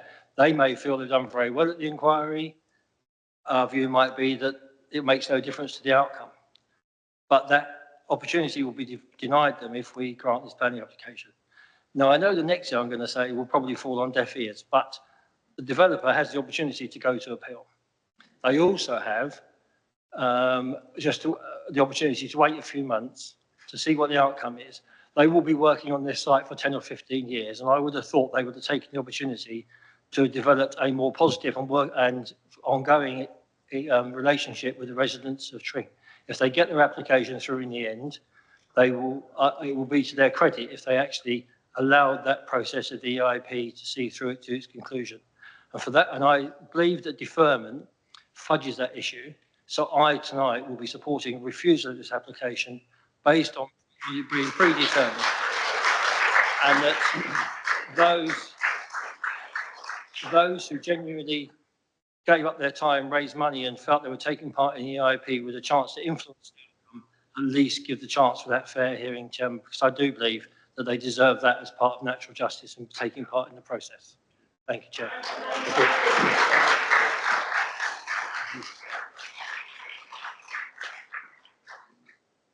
Right, I've got Councillor Allen, Councillor White-Low, Councillor Jankowski in that order. So following on from Councillor Williams's point there, it is not uncommon, I believe, that applications do fall out of time, and that applicants, as Councillor Williams has suggested, are requested to allow an extension for the council to follow the process. Has this applicant been requested to allow an extension? There was an earlier extension of time, but that has since expired. And the applicant has, I believe, made his intention clear through the notification of intent to appeal. So having had an extension, the applicant has stated that they're not happy to extend any further. Yes, that's my understanding. So we've basically got a gun put to our head. Thank you.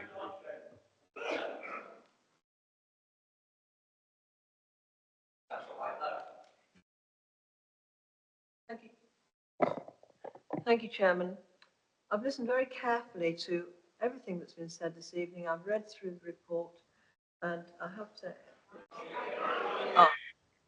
Can you hear me now? Thank you. Right. I've listened very carefully to the officers' presentations this evening.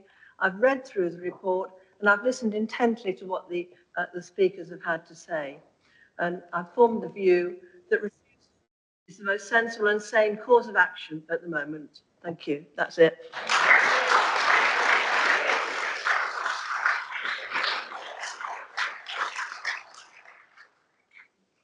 Councillor Jankowski. Philip, you noted that the applicant can appeal for non-determination if a decision is out of time. Just wondering what is that length of time and how is that determined? It strikes me that even if that were the case, I can't understand why the applicant would want to go down the costly route of appeal versus deferring until after the local plan process. So the process is, as this isn't EIA development, we had 16 weeks as a council to determine the application, extended through the initial extension of time, which, as I say, has now expired. I can't comment, obviously, on the applicant's intentions. Councillor Guest. Thank you, Chairman. At the risk of straying off the prematurities of theme, and I'm not convinced this land is grey belt, because land classified as grey belt, if it doesn't contribute strongly to the purpose, amongst one of the purposes of land of green belt, of preventing large areas of urban sprawl.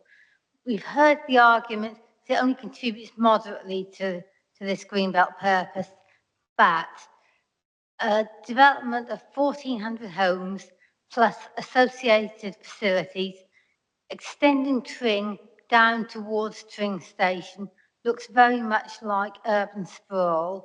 So if Councillor Whitelow saying that she refused this application isn't seconding Councillor Williams's refusal, I would. We'll park both those for the moment. Councillor Bromham.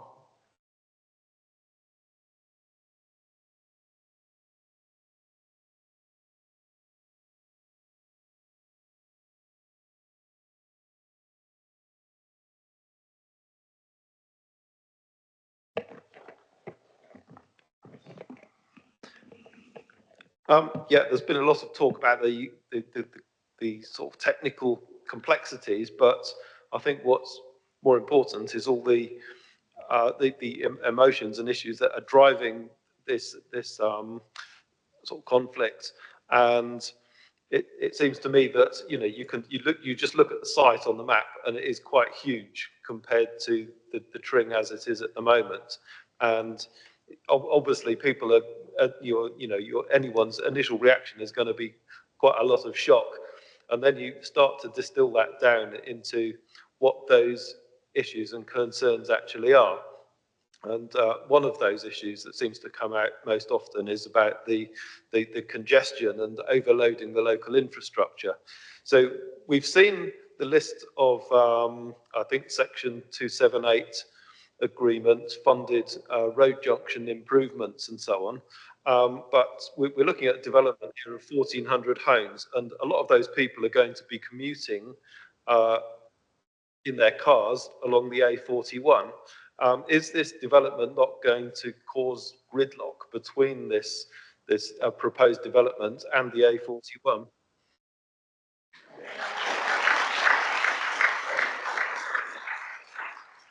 Right. Philip, we're straying off the subject on prematurity, but yes. So I don't know, Chair, with your permission, whether we can park that question. I didn't want to use that pun, but because there's obviously there's been discussion on prematurity, which if there's no further questions, we really need to move on to the question of whether it's inappropriate development in the greenbelt. And there are, as I say, that's a multi-phase series of questions that the members need to consider. Because if members do consider ultimately that it's that it is inappropriate development in the greenbelt, the members then still need to consider whether there are very special circumstances. And as one of Kaylee's slides showed, that's a question of looking at the huge benefits of the proposals and the harms to the greenbelt and any other harms. And one of those any other harms could be the question on prematurity in terms of the moderate way that could be afforded to. The question still remains, in that very special circumstances argument, whether that's outweighed by the dire housing and land supply situation, only fractionally above 1 year's housing and land supply, and the huge benefits in delivering houses and affordable houses, as well as the other community benefits on that slide. So, but I don't know, Martin, whether you can go a couple of slides to go to the end further. Yeah, next one. Next one. So, so here we have a series of questions that members need to consider in terms of establishing whether establishing the appropriateness of the development in the greenbelt. So all of the following must be considered. So does the development utilize grey belt land? So that links to the definition, and we'll come on to sub-questions. Does it fundamentally undermine the purpose taken together of the remaining greenbelt across the area of the plan? Is there a dimensionable unmet need? Is it in a sustainable location? And does it meet the golden rules? So if we go to the next slide. So this is the first series of questions that members need to consider before reaching a conclusion on appropriateness. And this is, does it effectively meet does the land meet the definition for grey belt land? And here the points for discussion are whether it contributes to green belt purposes A, B, and D, and then whether any of the footnote 7 areas apply. So I think that it is a multi-phased approach, and I think it's quite important if we can take it almost slide by slide, so that we can so that members are clear in terms of the conclusion in their own mind as to whether it's appropriate development in the greenbelt or not, because that then determines the balancing exercise that follows. So again, with your permission, Chair, would it be possible to focus questions relating to greenbelt purposes and the footnotes first of all? Yes, I think so. Press on with this. We've got to come to a stage of determination at the end of the day.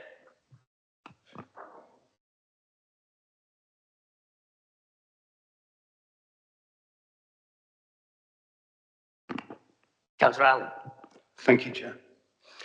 Yes, on this matter of the purposes, purpose A, according to the ward councillors and the Residents Association submissions, was found to be significant by the Secretary of State.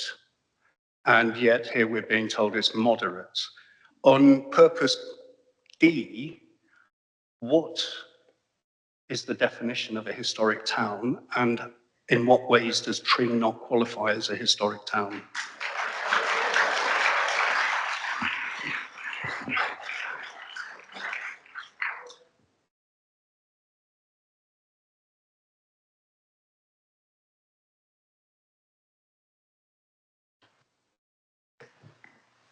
Thank you, Councillor. So in response to your first question, so what the inspector and the Secretary of State were looking at previously was the harm, which was identified as significant. And in my earlier slides, I outlined and copied the planning practice guidance, which has since been released. So it's updated guidance for planning officers to follow, and it's very prescriptive. I don't know, Martin, if you could go back, sorry, to my slides, we can just run through that. I can appreciate that it's not particularly clear, but what I've tried to do here in these red and green boxes is explain So the assessment here is not, is it substantial, significant? That was the harm that was being assessed. There's a different process now to this policy, to Greenbelt policy. And what the planning practice guidance requires officers to do is ascertain whether it makes a strong contribution.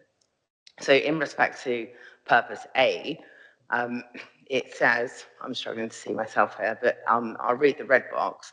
So the application site is required to be free from existing development and lacks physical features which can contain the development from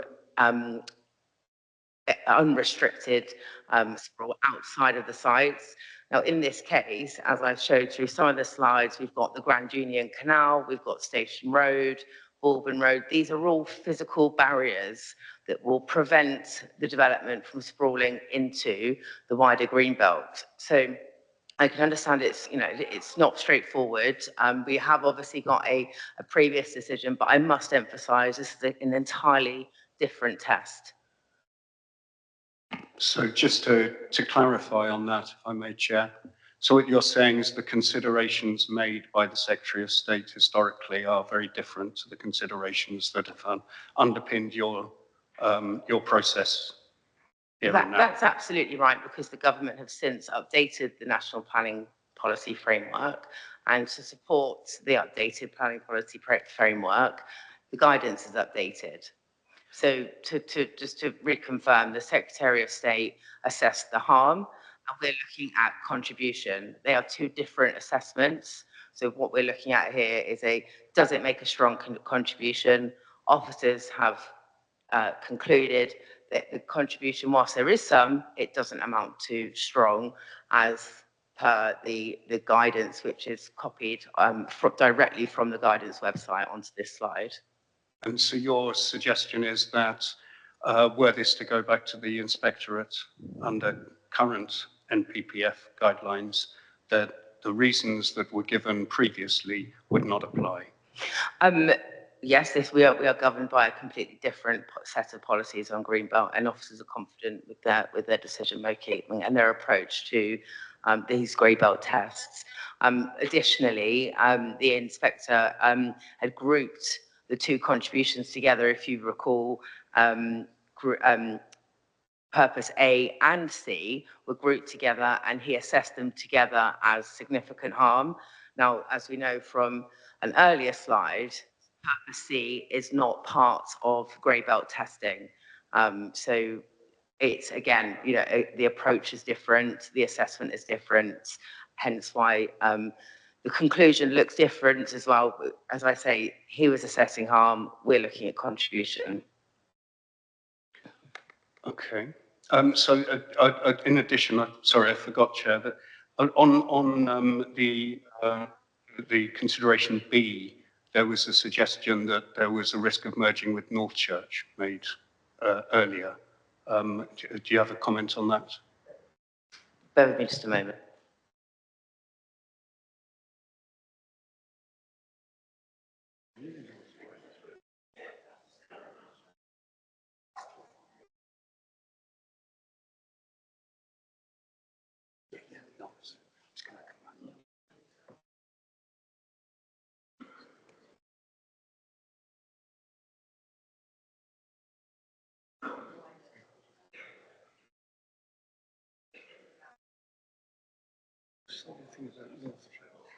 Sorry? They did. They shouted out. So my understanding is North Church is defined as within the boundary of Berkhamsted, and we are only looking at the separation of towns. So the judgment that there is no merging of Tring and Berkhamsted, in that judgment, North Church is included in Berkhamsted. That's right, yes. Right, thank you. And then there's the historic town.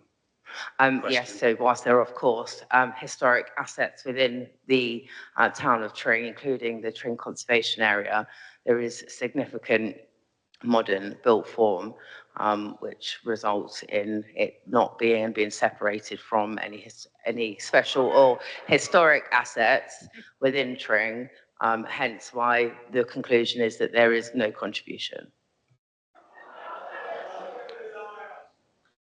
Even though there's a very ancient church on the site, there's the famous Tring tiles in the local museum. None of that heritage counts for anything. Well, a separate heritage assessment has been completed as part of this application. That is outlined fully within the report, and the conclusion in this assessment and the previous Secretary of State's findings is that there's less than substantial harm to any of the heritage assets, which I indicated on my plan earlier. As such, that is the officer recommendation. Councillor Patterson. Sorry, Chair, I can't possibly accept that Tring's not a historical town. It's got lots of historical assets. It's been a market town since the days of Edward II. It's got a world-famous museum founded by one of the Rothschilds, which hundreds of thousands of people, I'm sure, go to every year. Well, perhaps that's an exaggeration, but it's got a fine perpendicular church. It's one of the finest of its kind in the country, I would guess. Obviously, it's got other parts which aren't historical, but that doesn't stop it being a historical town, in my view. I mean, we can't just invent definitions which exclude somewhere like Tring from being a historical town.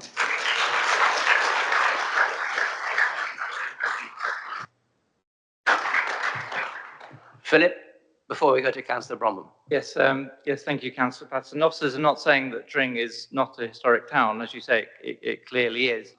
The test under 155D is whether it preserves the setting and special character of historic towns, and that there have been appeal decisions such as one in St Albans where it talked about the fact that the historic core is wrapped by 20th century development, and therefore it didn't affect the special character and setting of the historic town. And that's the argument that officers are making here, that there is significant 20th century development that separates this site from the historic town. Thank you, Philip. Councillor Bromham. Okay.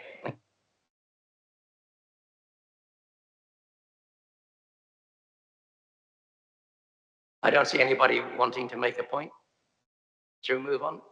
Yep, thank you, Martin. Can you go back to my slides? So the next area, the next kind of key questions for members to discuss in order to reach a conclusion on appropriateness relate to those kind of questions 2, 3, and 4 in terms of fundamentally undermining the Greenbelt purposes, demonstrable unmet need, and whether the site is in a sustainable location. So again, it would be helpful to frame the discussion in terms of those specific points, if there are any questions on that. Councillor Patterson. Well, I've got a fairly basic question, really. Why on earth has the borough got such an inadequate housing supply? This must date back a very long time. Can you explain how we've come to this pretty pass?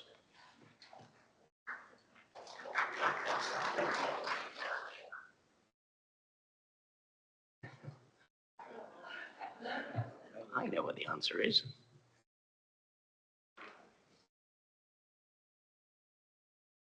Brian, do you want to turn your mic off? So, yeah, so it's a combination of previous undelivery and the kind of the lack of an up-to-date local plan, and the numbers, I guess, continue to increase. As we said in the previous appeal, we were at 2 years, and in those intervening years, housing delivery has continued to fail to meet the targets, and therefore we're now at 1 year. So the situation has got worse since the last appeal. Is that because we haven't been sufficiently proactive with potential developers and of land who might well want to offer small areas more acceptable than this very large one?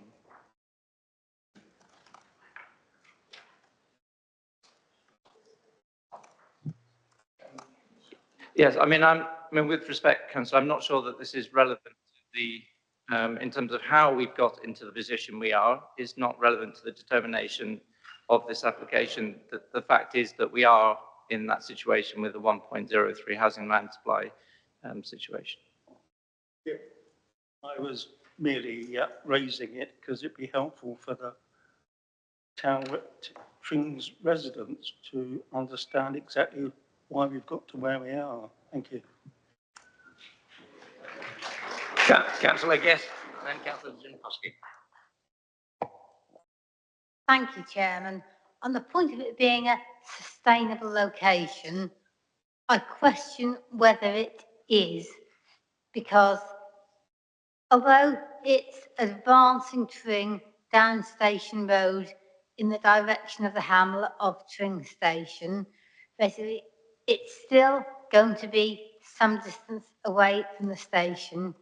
And even if the road is lit, I can't see walking or cycling to the station being very attractive to many people. And a bus route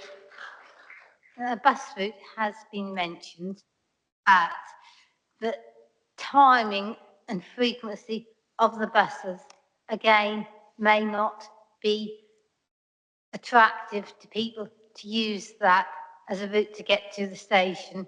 So I really question the sustainability of this location.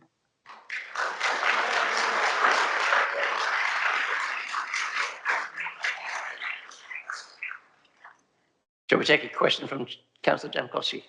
Thank you, Chair. Just a bit of a follow-up from Councillor Patterson's question. Philip, you may tell me it's not relevant again, but just to clarify on unmet housing need, how over the past 2 years, obviously that number's fallen from 2 point, whatever you mentioned, to 1.03 years. Has the situation got worse in terms of the council's actions, or is that the Labour government essentially changing the standard method that dictates that? To what extent is that part of the factoring in determining the availability? Thank you, Chair. We're fortunate this evening we have Keely Mitchell from the local plans team who is best placed to answer that question. So it's just confirm the local authority doesn't set the standard method. That's set by the national government. So throughout kind of previous years, our current local plan, adopted local plan, has a housing target of 430 dwellings per annum.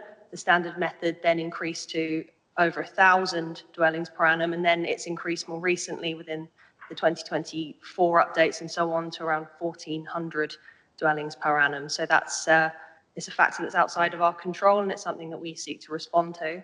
Do you have a follow-up? Yeah, just a follow-up. To what extent has that changed the 5-year land supply? It reduces it, as we've seen, it's reduced from 2.19 to 1.03.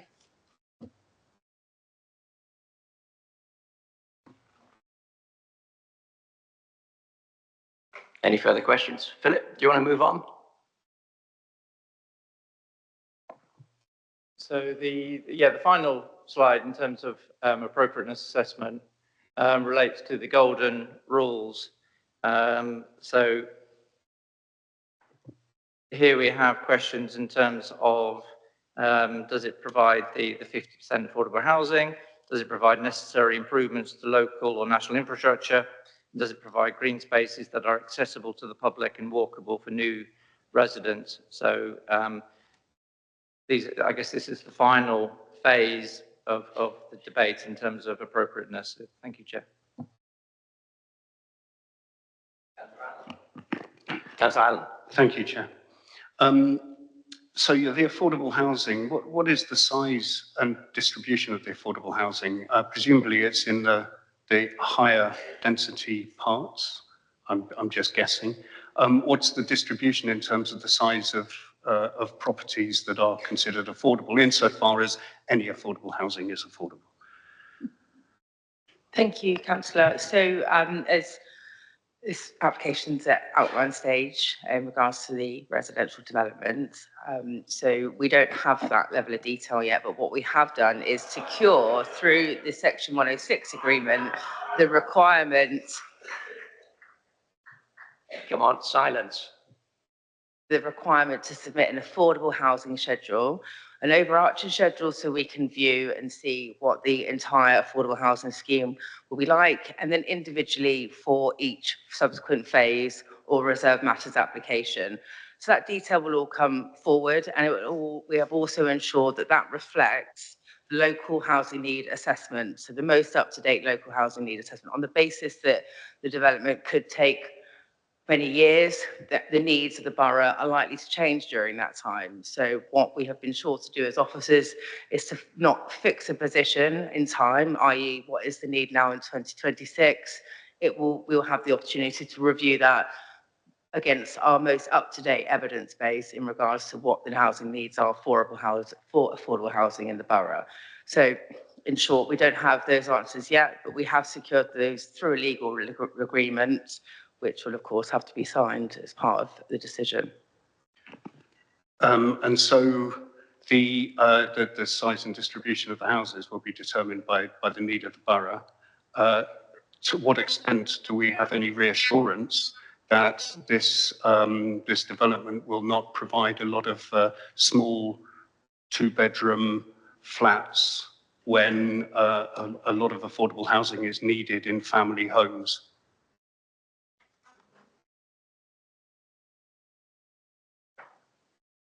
I.e., what I'm driving at is there's a risk that the high density area is full of affordable housing, which is small units, and the low density area is large executive homes, as was described by speakers.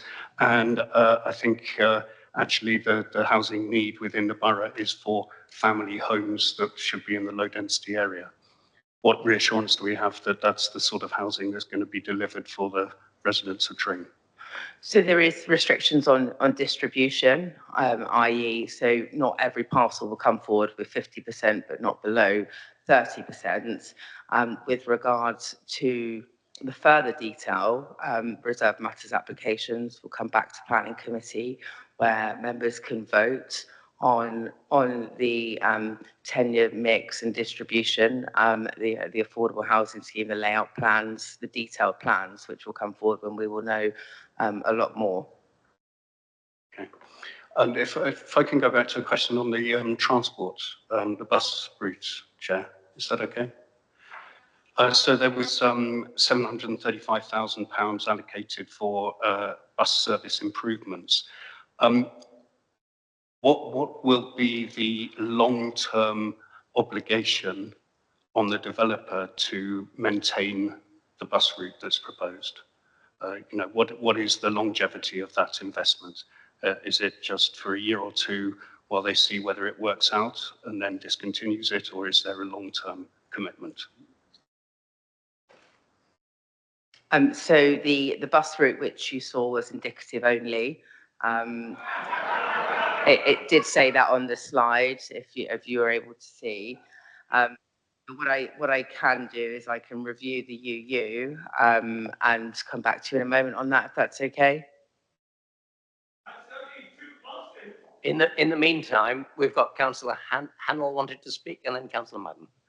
Yeah, Chair, I just think it's a bit of a point of information. On page 46 is table 4, the proposed indicative housing mix, something that interests me greatly in terms of the amount of affordable housing and what that would actually look like. Affordable housing at the moment set at 60% of market rent. I just want to know whether the remaining 30%, because the breakdown is 60% affordable, 10% extra care housing, which will be affordable, and 30% shared ownership. At the moment, is there any further detail on what that shared ownership would look like? Because that's 210 dwellings, of which 84 dwellings would be 3 bedrooms. I just wonder if there's any indicative view as to what shared ownership would look like in this development, and whether that would be what a reasonable person in Tring would think is affordable.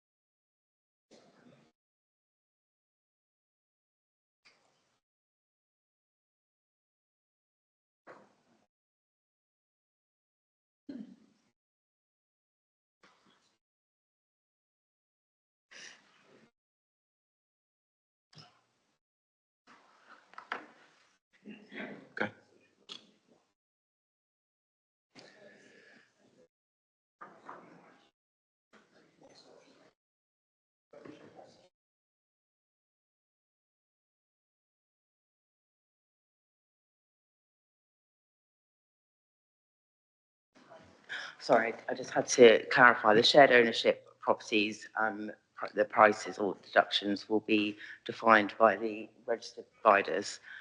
So we don't have that detail yet in front of us. But yeah, you're absolutely right.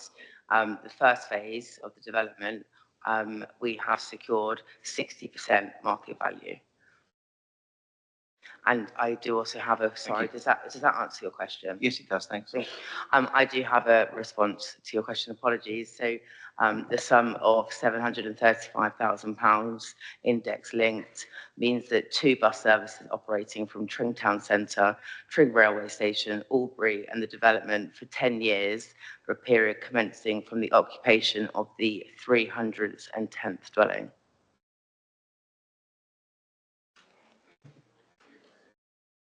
Right. Thank you. Councillor Madden. Thank you. This is a question I raised on Tuesday at our briefing, so I'm sure you won't be surprised to hear it again. I'd like to understand, or to be reassured, that, bearing in mind this is an outline application that's going to come through in phases over the next so many years, how can we be absolutely certain that in 5, 6, 7, 8 years' time, when a detailed application comes forward, the developer then says, "Oh no, we can't do any affordable. There's no, it's not viable if we have to put affordable into this phase." How can we absolutely protect that 50% affordable? So the legal agreements secure 50% affordable. However, in terms of viability in the future, I'm not sure anyone can make those assurances. Nobody knows what could happen with the economy in 5, 10 years. I take your point, absolutely, but the Section 106, legally binds the party subject to the site to 50% delivery. And as I sort of mentioned through my presentation, we have done our best to secure checks and balances all throughout that process, including evidence of engagement with registered providers and affordable housing schemes to be submitted throughout. So unfortunately, we just don't know what happened with the economy. Things have been all over the place, certainly for the last 6 years for the country, but we have certainly had commitment from the applicants that, you know, that's what they're happy to do, that's what they want to deliver, and they will, should the application be granted, sign the legal agreement to enforce that. Okay, can I have a supplementary on it, please? In that case, I fail to understand why we are considering this as one whole huge application at this stage, and why we shouldn't be looking at smaller applications coming through where each one of them can be absolutely determined with the right amount of affordable housing. My absolute passion is affordable housing, as everybody on this committee knows. Truly, truly affordable housing, preferably social. And if we can't see into the future, if we don't have a crystal ball, and we don't know that in 8 years' time, when the final parcel comes through, they're going to say, we don't, actually, we did say that it was going to be 50%. We don't know if it is going to be 50%. Now we can't afford it. We're not going to put any affordable housing in. I'd rather see smaller applications come through now for each parcel individually without having to determine something that may or may not ever happen in the future.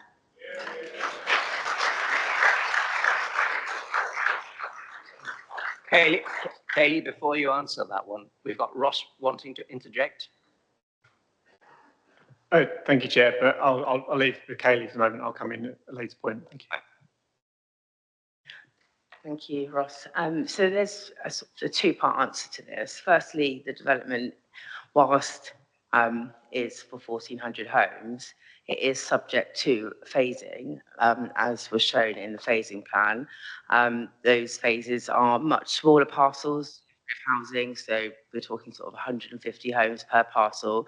And within the Section 106 agreement, they are not able to, the applicants are not able to allow occupants, market housing to be occupied until the affordable housing provisions have been transferred over to the RPs. So there are those security mechanisms in place. But the sort of wider point here is that, you know, with a site of this size, it has felt the capability of delivering the extent of infrastructure which has come forward as part of this site, and also the financial contributions and the benefits to the wider town of Tring. Thank you.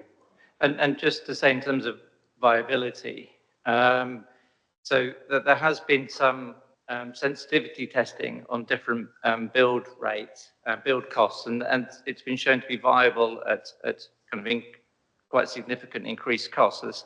So there's certainly been no suggestion at all that there's any questions of viability in respect of this development, which then links to Kelly's point in terms of the kind of the 100% contribution to all the infrastructure requests made by the infrastructure providers.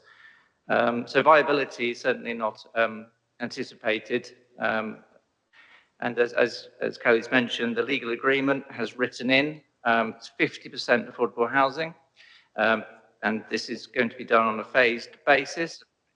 There must be affordable housing delivered in each phase.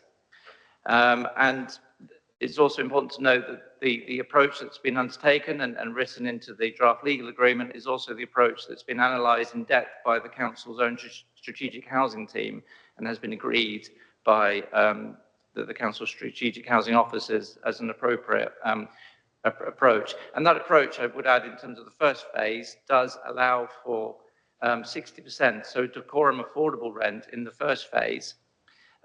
It's then the later phases where we will get that level of detail when they come forward, but we have secured it at the initial phase, and each phase must provide affordable housing. And as I say, that there's no question at this stage in terms of any viability concerns. Ross, do you want to interject at this stage? Nope. Okay. I've got Councillor Patterson. Got a couple of questions arising out of what's just been said. And the first thing I would ask is, has the applicant or have officers ever discussed the possibility of social housing on this site? Because it's such a large one, and Tring has so little social housing. It would be highly desirable to be some, say, near the shopping area, a street or two. And I was wondering if anybody had ever discussed that. Thank you. Brian, I think you might be off-piste on that one. I do have a response to that, Councillor Patterson, which is the 60% that I've just referred to, 60% of market value that I referred to in phase one, is social rent, and that is being secured and delivered as part of the first residential phase of the development. Right. Okay. The other question I've got is on the bus route that's been mentioned. I read in the papers that supposedly this bus route is meant to run 20 minutes, which sounds extraordinarily generous considering there aren't any bus routes in Tring which are that frequent at present. So I was wondering how anybody would manage to do that and when it would start, who would run it, and whether the indicative route is one which can be amended, because the western end, where it goes in a loop around Goldfield Road of all roads, doesn't seem particularly feasible. So can you enlarge on where the bus route might develop? So all that I know is what we have in the secured in the legal agreement, which is that the county council will be paid the bus subsidy prior to occupation of the 310th, to pay the county council the bus service contribution prior to the occupation of the first dwelling, and the owner shall not allow or permit the occupation of any more than one dwelling until the bus service contribution has been paid to the county council. So the money will go to the county council. They will, and I'm afraid I did ask the county to attend this evening to answer these sort of more technical questions. But from a planning perspective, a planning officer's perspective, all we are aware of is the details that I've given to you thus far. This is contained within Schedule 5 of the bilateral agreement, which is held at Appendix A.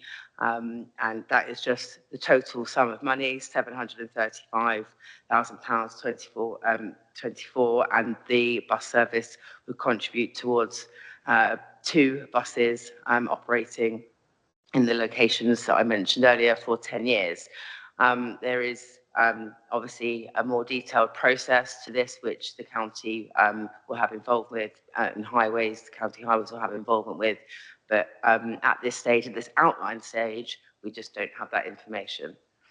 Okay, thanks. I think it would be important to hear from county about this, because at the moment, as I say, it sounds deeply implausible that you would get this kind of frequent route for any length of time at all. I would be worried that it would just disappear after a short while. Thank you. So, Chair, Chair. Can Ross comment on this point? Yeah, thank you, Chair. So in a previous role, I worked on delivering bus services through various means and worked with the bus planning team at county. So in terms of the process, once they secure the contribution, and there is a kind of parameters as to what that contribution is to be used for, then as part of their work on the bus kind of environment around Tring, so obviously looking at the existing services as well, so each bus service is procured through a contract. So what they would have to do is they would have to determine how best to procure that. It may be a new bus service, it may be part of an existing bus service, extension to, or a revised service provision. That's all to be determined, and ultimately the county or whoever the future kind of transport authority is under the local government reorganisation would take that view.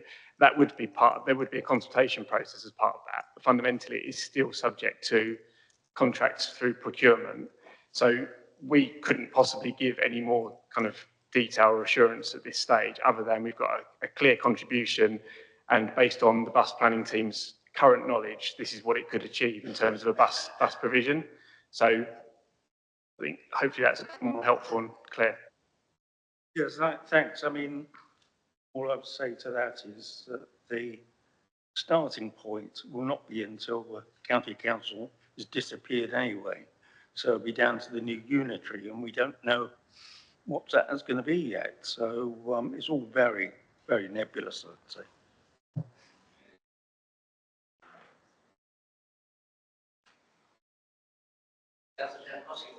Councillor Jankowski. Thank you, Chair. Just in relation to infrastructure, I'm aware of a number of serious concerns raised in relation to, with regard to water and sewage capacity with regard to this application. Are you able to comment on that at all?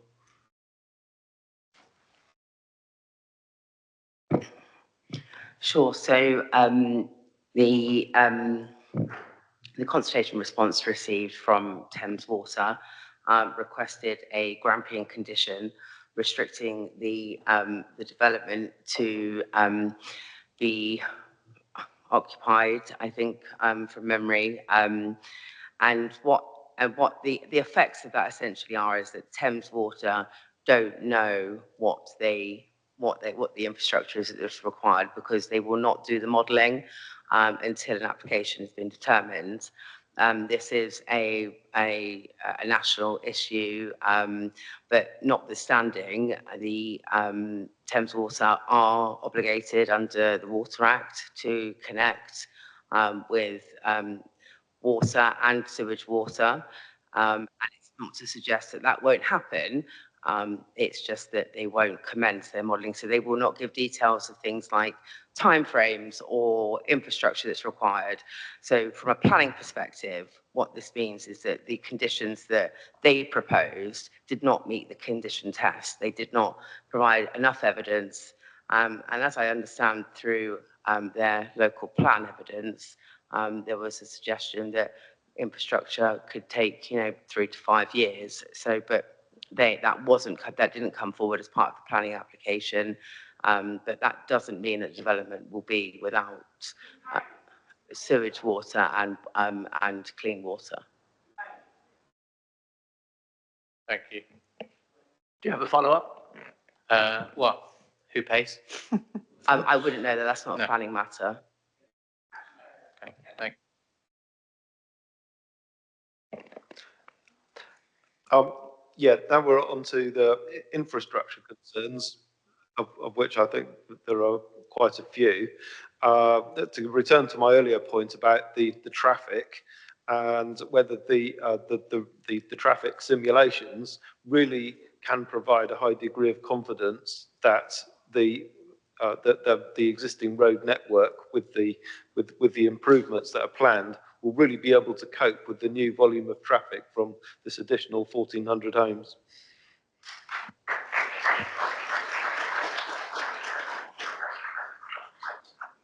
In my first point will be in regards to the Secretary of State's decision, who firstly confirmed that the application site is indeed in a sustainable location, and he was satisfied with the suite of mitigation measures which were reflected in this application, that the mitigation would be sufficient so as to not result in a severe impact on the highway network.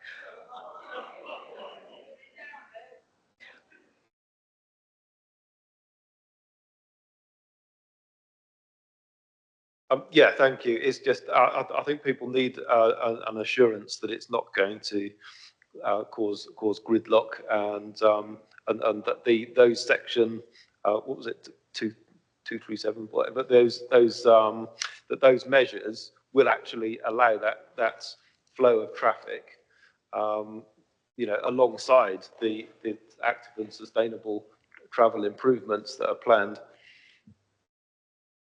Sure. So the county have engaged with this application like they did previously, and they set out their response, which is that they were satisfied with the suite of mitigation measures on sites off sites. So the decision has with the Highways Authority, and the Quorum have followed that advice, and also, furthermore, the Secretary of State was satisfied that there was sufficient mitigation proposed, which hasn't changed through this application. It looks like Councillor Patterson wants to have another bite at the cherry. Yes, turning to the transport issues and the road network, I have particular concerns about the additional traffic which is go on roads which are often very busy at the moment. I'm thinking particularly of Icknield Way, Bulbourne Way, which is a throughway for heavy lorries because they've been diverted from a different route because of problems with canal bridges. And so I'm particularly concerned about the road turning right out of the development down Bulbourne Road to the listed bridge, which is one way. And then you go on another quarter of a mile and you come to traffic lights, which are also one way over the railway bridge. I don't see how it's feasible to add very considerably to this route. Station Road's possibly not quite so bad, but I would have thought there was a strong need for a new road connecting directly with the A41 by cutting across from the opening of the southern end of the new road through the estate, cutting right across to the roundabout at the end of at the end of London Road, I suppose, before it becomes something else. So what I would say is that there really ought to be more consideration to extra infrastructure on the roads rather than just tweaking with mini roundabouts and crossings. And the crossing at Tesco's, we thought it was impossible to get that. Town council's been demanding that for quite a long time. And it said it's not feasible to have it at that point that you seem to be suggesting now. Thanks. Councillor Patterson, you're making an observation as opposed to asking a question. I'm happy to respond, Chair. So I can appreciate that it's not particularly legible, but the mitigation suite of highway mitigation measures proposed goes beyond just a couple of roundabouts, and I'd be very happy to read those out to you now. Please do.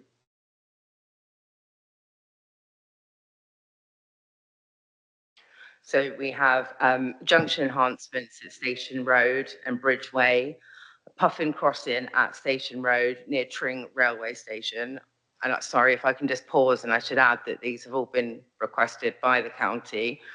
Uncontrolled crossing on Station Road near the Court Theatre, priority controlled T-junction site access at Bulbourne Road, signal controlled site access at Station Road, standalone crossing outside Tesco Superstore, Tring, junction enhancements at Grove Road and Marshcroft Lane, uncontrolled crossing and footway widening on Grove Road, uncontrolled crossing of Grove Road between Marshcroft Lane and Chiltern Way, cycle route between Station Road and Mortimer Hill, capacity improvements at Brook Street, High Street, London Street and Station Road junctions, improvements to Station Road, Cow Lane, Grove Road junction, new cycle route along the A4251 between London Road and Cow Lane, and New Ground Road and Beggars Lane, capacity improvements at the A4251 Cow Lane junction.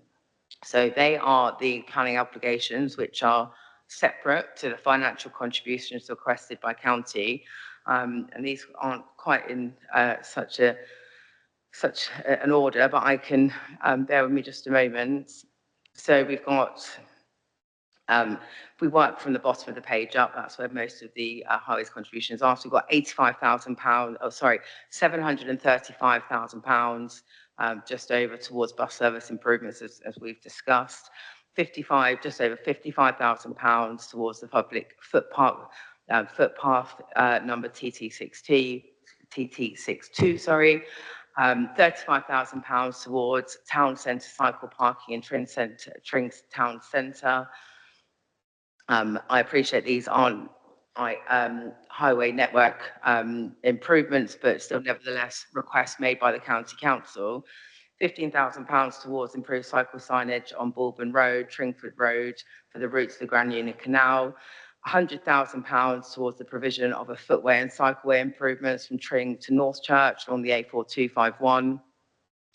And then, importantly, over £656,000 towards forecourt and cycle parking improvements at Tring Station.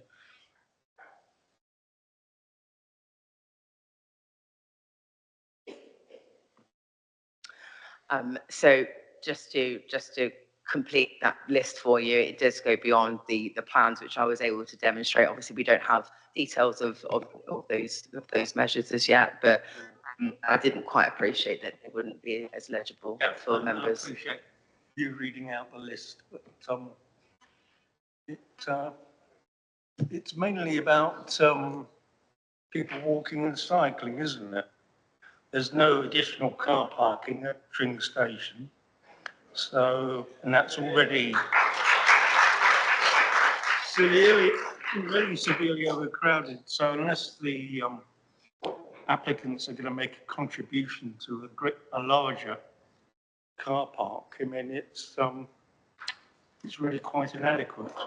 And nor are they, as far as I know, offering to fund any additional car parking in the centre of Tring, which will be completely swamped by all the additional people coming in.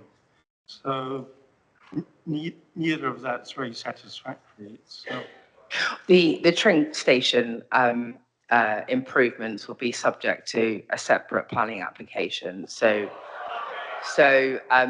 residents will have the opportunity to engage with that in the normal way. Okay, thank you. Councillor Allen. Thank you, Chair. Maybe it's time we had a break. Councillor Allen. Yes, you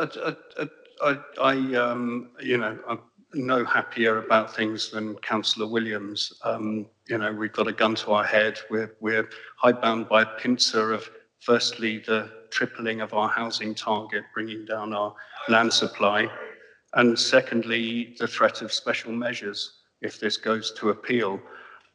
But I just wanted to understand how does the natural justice that Councillor Williams brought up fit in within the MPPF and our decision process?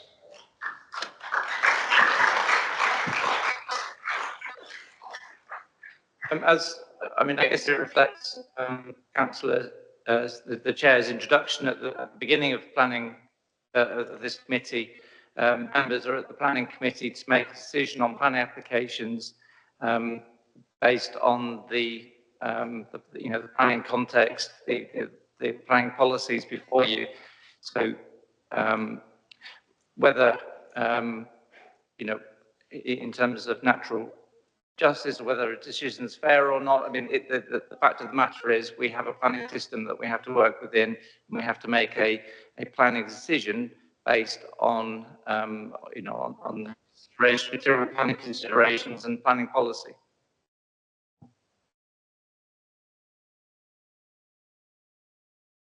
Press on. So I'm interpreting from that there are no legal grounds to refuse this.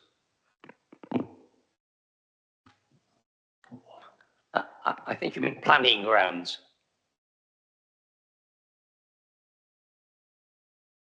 That's certainly the officer view through the recommendation. Yes, we feel very strongly that this development obviously secures that the benefits that are outlined on the screen. So obviously there's been a lot of debate in terms of affordable housing and sustainable transport and prematurity, and obviously the kind of the grey belt definition. But it does boil down, even if members consider that we have to go into the very special circumstances. If members consider that it's inappropriate in the green belt, then we still have that huge benefit of providing housing and affordable housing all the community facilities, the sports facilities that are proposed through this planning application.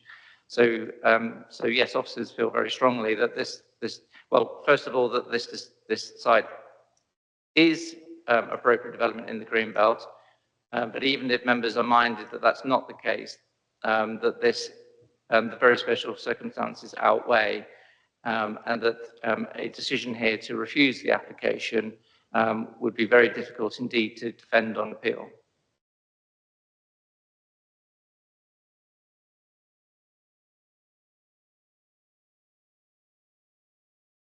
Councillor Jankowski.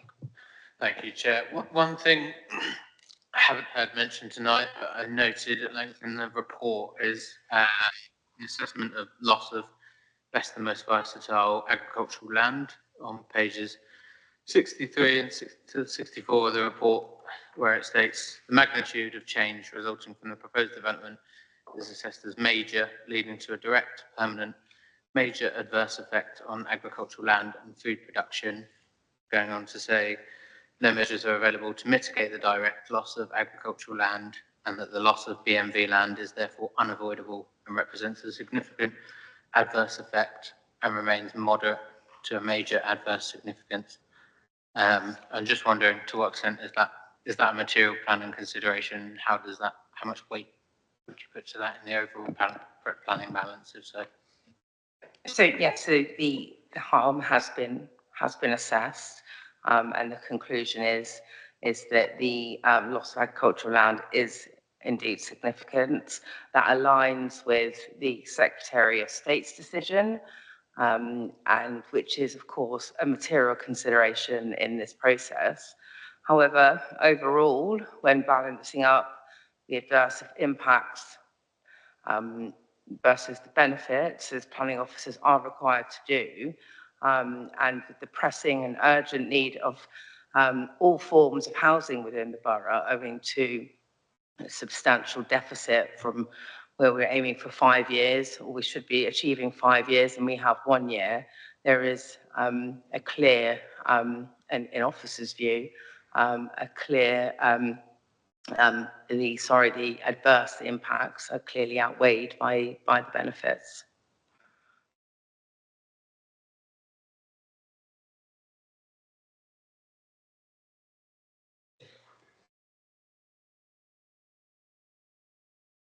Are you going to ask a question, Brian, or are you going to make an observation?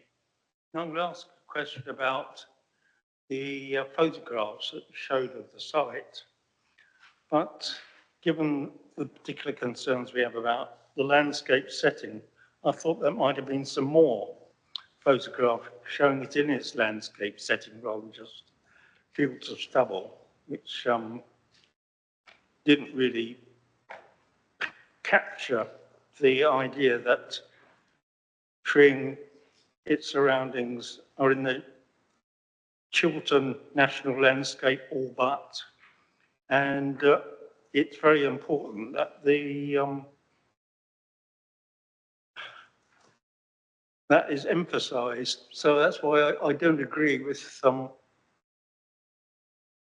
the landscape character just being moderate. It should be great.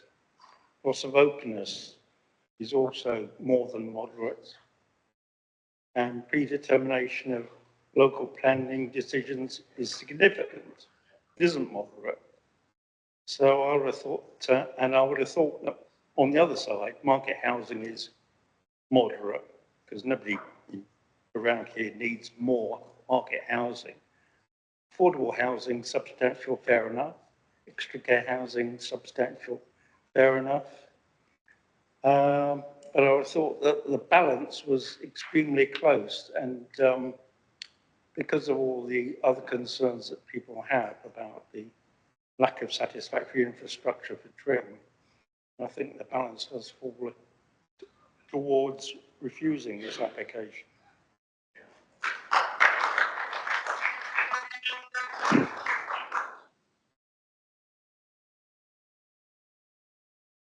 Any further questions?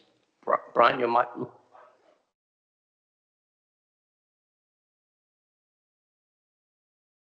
Philip, are there any further issues that we need to discuss on the planning balance? Well, yes, there's obviously been a substantial debate on lots of areas. When members come to the vote, they will need to have in their mind that first question in terms of whether it's inappropriate development in the greenbelt. If members conclude that it's not, then we have that test that any adverse impacts they have to significantly and demonstrably outweigh the benefits.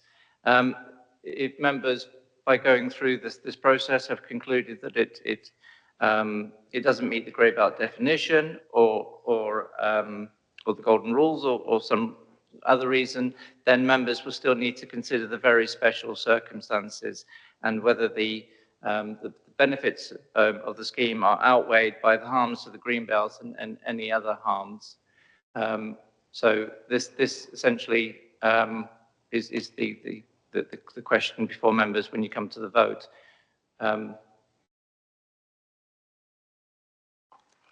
Thank you. Are there any other issues that members wish to cover?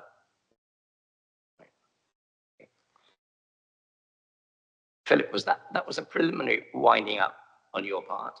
Would you like to recap on where we need to be to take us to a decision that we have to make?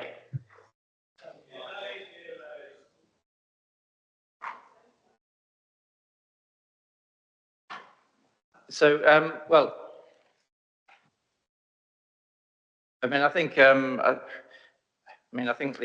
debate has focused on a number of key factors in terms of prematurity, and officers have explained why this application is a separate process. There's been discussions in terms of the traffic implications and affordable housing, and in response, officers have explained in terms of the mitigation matters in terms of highways, and that affordable housing is being provided through each phase of the development. So I think obviously it's the officer's view that this is a grey belt site. So members would first need to explain if they didn't agree with that, why they felt it didn't meet the grey belt definition. Because, as I say, subject to that, it then determines whether we move on to the very special circumstances balancing exercise. Right. Councillor Williams. Thank you, Chair. Well, the grey belt argument is one you could debate for a long time, because we all know that grey belt is just a government mechanism to water down green belt to the benefit of delivering more housing. Very little area that's defined as grey belt falls into what we would expect grey belt to be when the government announced a policy, you know, disused service stations or disused car parks in the countryside. It wasn't anticipated to relate to whole swathes of former greenbelt land. So that's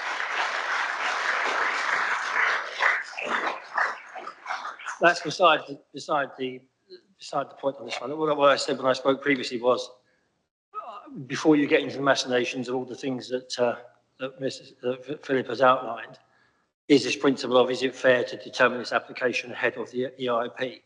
I moved to refuse on the basis of that predetermination being that this is a significant site within the EIP, and I think it was Councillor Wilkie who read the relevant sections of the MPPF.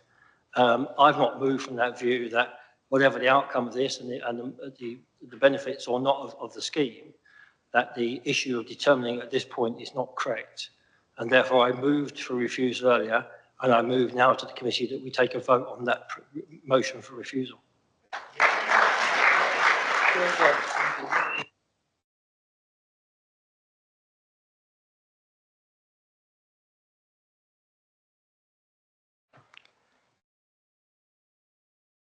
In fact, understanding orders, Chairman, I move that the vote now be put.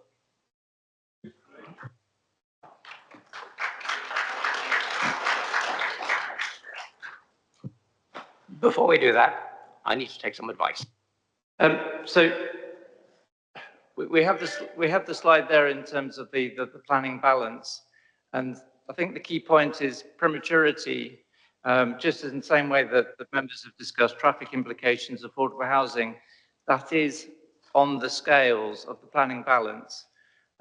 So members still need to be certain in their own mind in terms of prematurity point that that's such a significant reason for refusal that it significantly and demonstrably outweighs the benefits, in particular the housing supply. So prematurity on its own, that's not the consideration. Is it premature or not? That's not the question before members. The question before members is, do the adverse impacts, which may or may not include prematurity, outweigh the benefits? I'm clear in my mind, Chair, that they do. That's why I've moved it.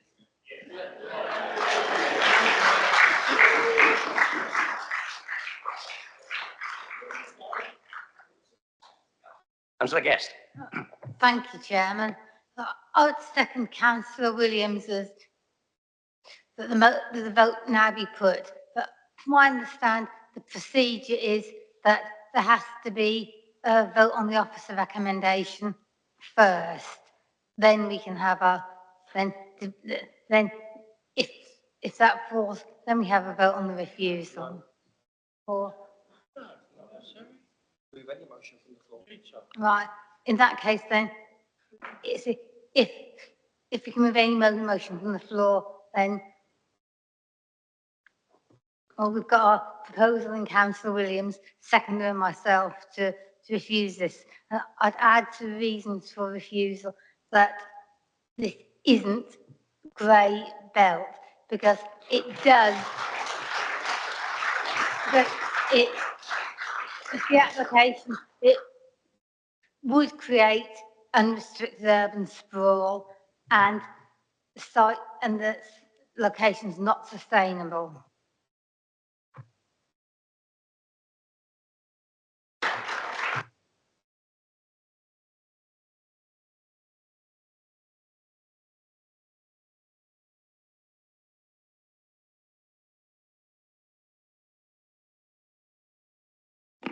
So, Chair, so there's obviously three reasons that have been put forward now. One is prematurity. The second reason is that it doesn't meet purpose A of the grey belt definition, and that members consider it to be an urban sprawl. And then the third reason was that it's not a sustainable location. I think officers' view is that third reason would be immensely difficult to defend on appeal. We have to remember in terms of the site itself, its position in terms of the relationship to the train station, all the active travel measures that have been incorporated, the cycling and walking solutions. So certainly it's a strong officer view that it's not necessary to add lots of different reasons for refusal, and each reason for refusal needs to be defendable in its own right, and officers are minded that this, in terms of the site not being sustainable, this is one in particular that officers would hold the view that this would be highly difficult to defend. Councillor Guest.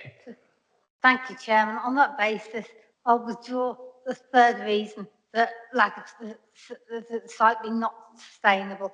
I remember going to a planning training some years ago and was told that you only need one strong reason, not a long list of weak ones.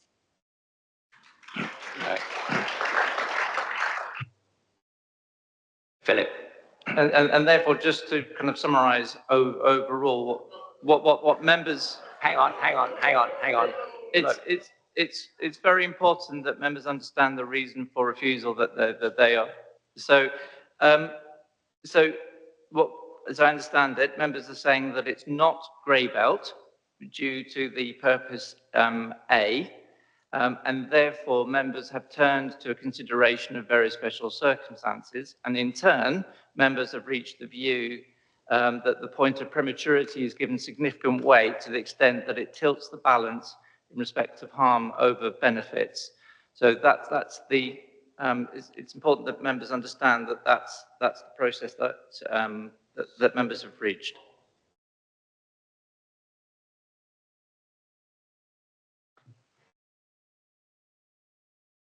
Okay, so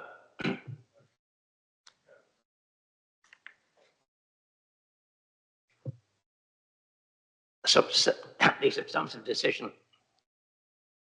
The first motion is that we go with officer's recommendation. You've amended that to say we want to go for refusal.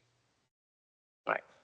In which case, prematurity, we know, is not a strong enough reason for refusal.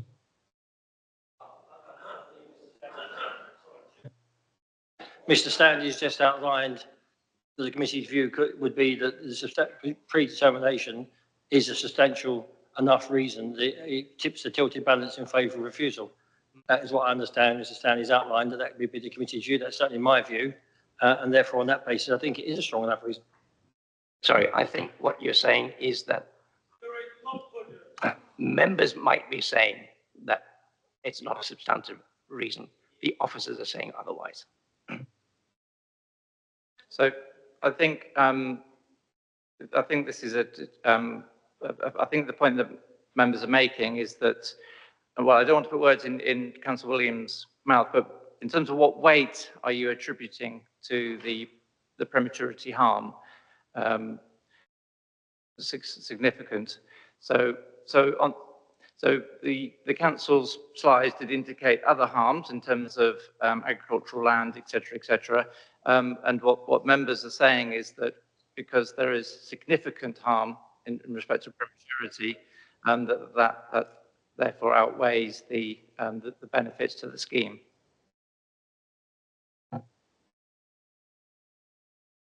Councillor Bromham.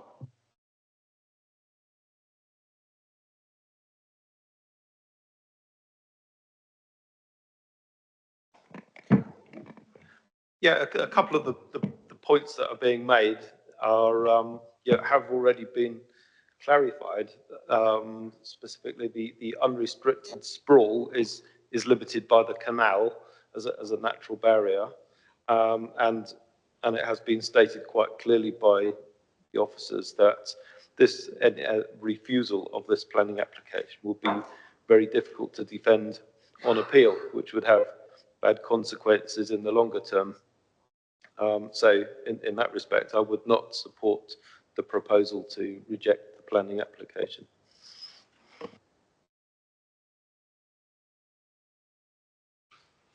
Right, the normal process is that we vote on officer's recommendation first, and then the second, the reasons for refusal that you've proposed.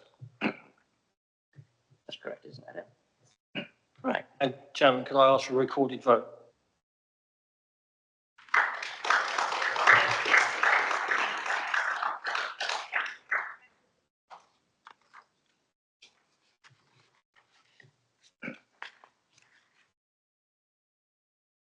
So you've requested a recorded vote. Do you have anybody else also? That's two.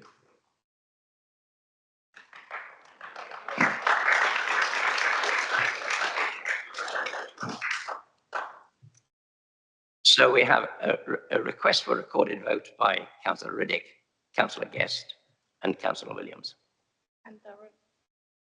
And that's four. Right. Right. And White Low. Okay.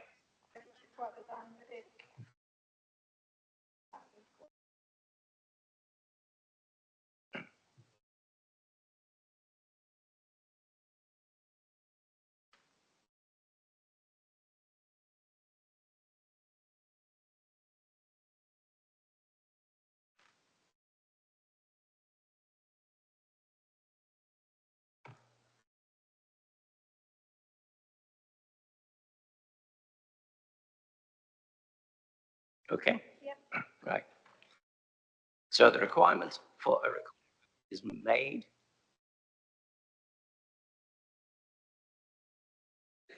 Those in favour of officer's recommendation, show their hands.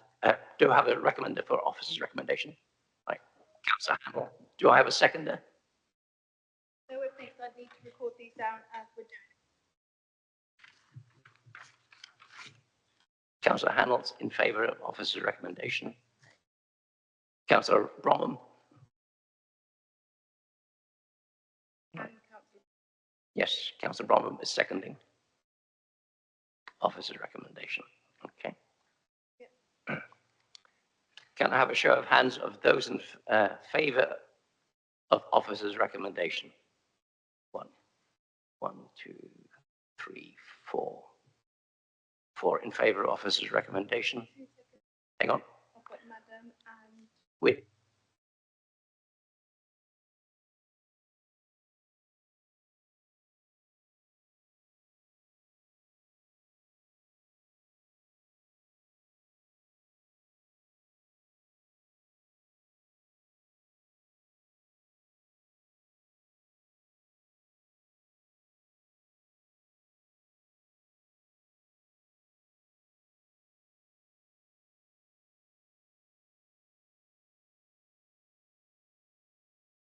A very important application.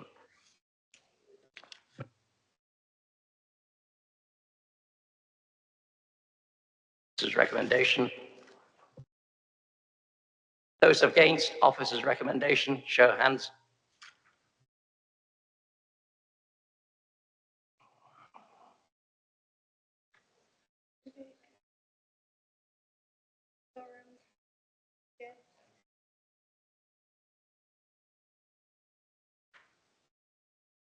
And right, okay. And Patterson. Okay.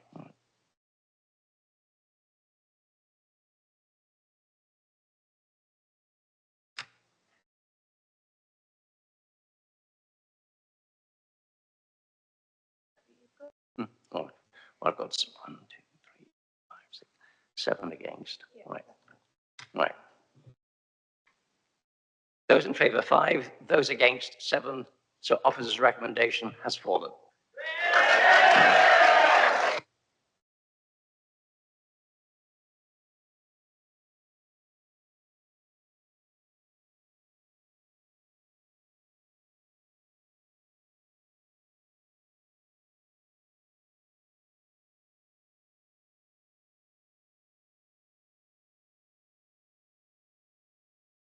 Right, moving on.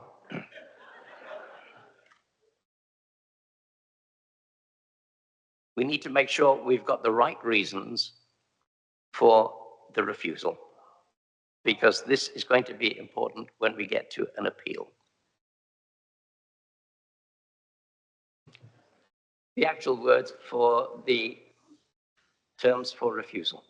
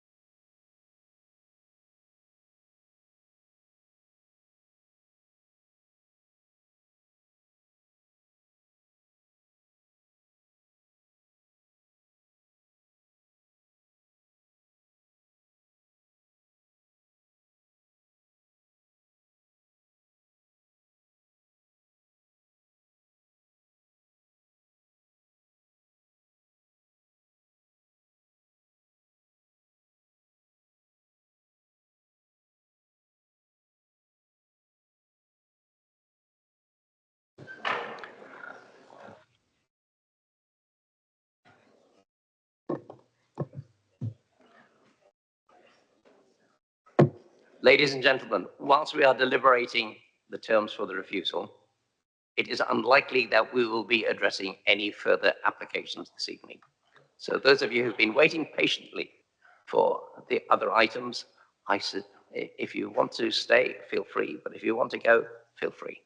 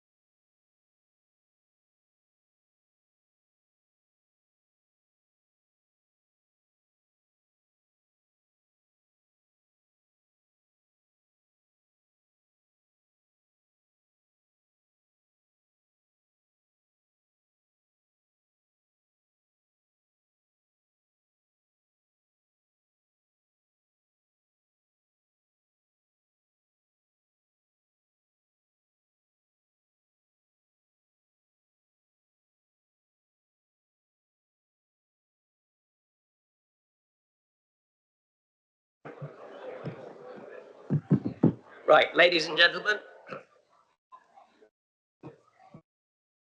I'm advised this might take a little while, so we are going to adjourn the meeting until we are ready to reconvene.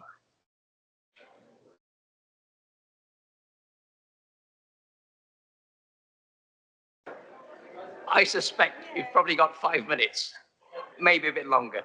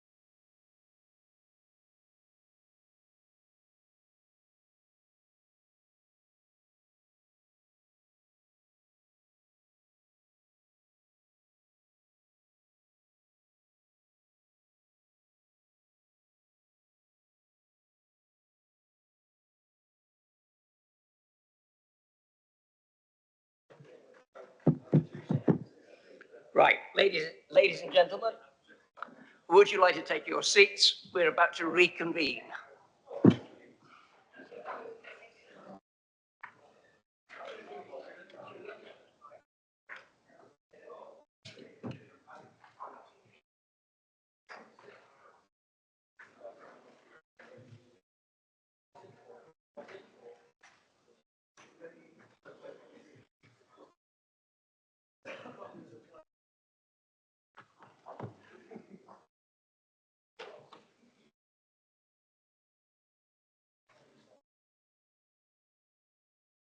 Right.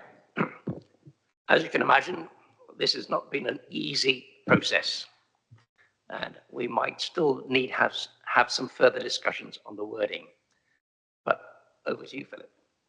Yeah, thank you, Chair.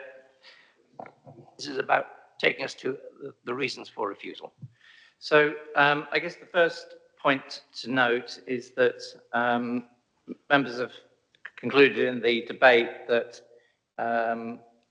due to Purpose A performing strongly, it's not a grey belt site, and therefore, I guess for clarification, that therefore allows Purpose C, which isn't a grey belt test, but it is one of the 5 purposes of the green belt. And in that respect, it's obviously in the appeal decision, the inspector looked at a combined Purpose A and C and found that the proposal would result in significant harm to purposes A and C. So the next stage in, I guess, the decision making is to look at the test in paragraph 153 of the MPPF. So because members have concluded that it's inappropriate development, then therefore very special circumstances come into play. Paragraph 153 says that very special circumstances will not exist unless the potential harm to the greenbelt by reason of inappropriateness and any other harm resulting from the proposal is clearly outweighed by other considerations.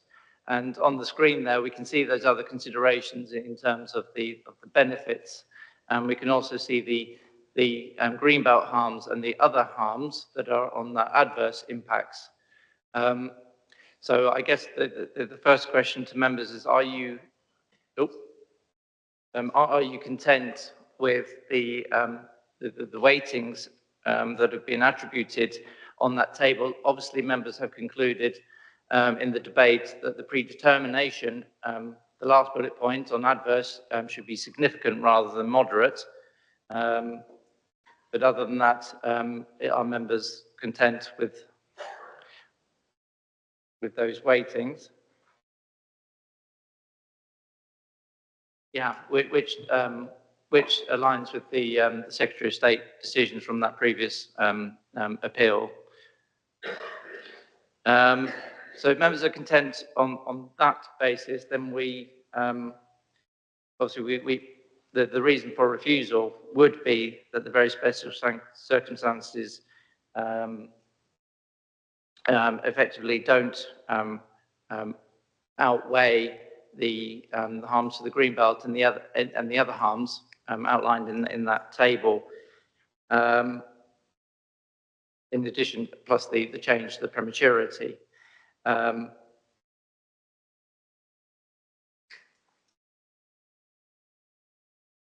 So it's also important to note a couple of other points in terms of reasons for refusal. By refusing the application today, there is no Section 106 in place today, and there is no SANG solution in place today. So these may be rather kind of technical reasons for refusal. And in the event of an appeal, they would likely be overcome through the submission of an agreement on both of those aspects. But members would also need to include reasons for refusal in relation to the lack of a SANG solution and social and other infrastructure contributions. And the recommendation would be that officers could word up those reasons for refusal and the policies in general with the final agreement of the chair. And I guess the only other final point of clarification, as indicated in the amended recommendation, is that there is a referral to the Secretary of State. So in that sense, that this decision this evening would be a resolution of the council to refuse, but that would be subject to the referral to the Secretary of State, who may wish to call in the application for their own determination. So that's just something really, I guess, again, a point of clarification in terms of issuing of a decision notice. We have that Secretary of State referral process to go through.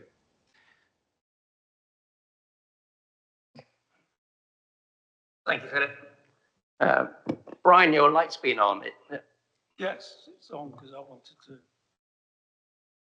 to repeat my own interpretation of the adverse impacts, which are stronger, particular landscape character, which I think was played down by the officers in their presentation.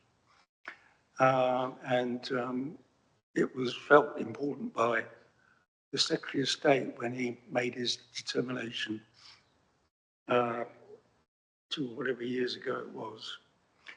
And I also thought that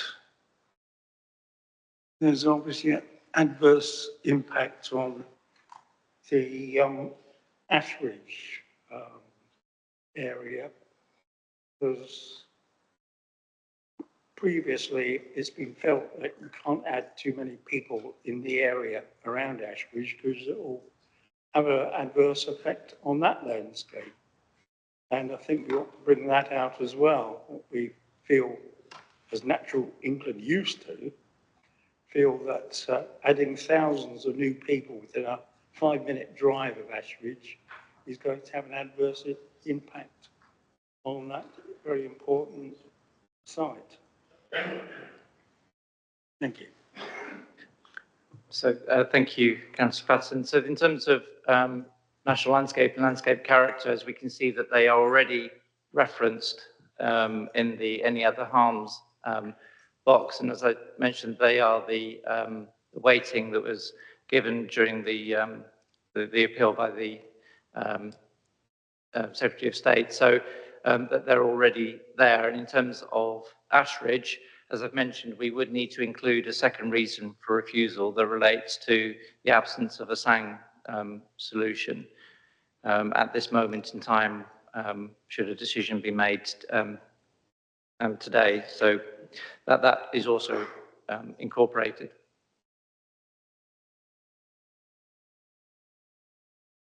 Right, so we've got a series of statements which would be the reasons for refusal. We'll need to clean up the words separately, but are we content with that as the reasons for refusal? Okay, right.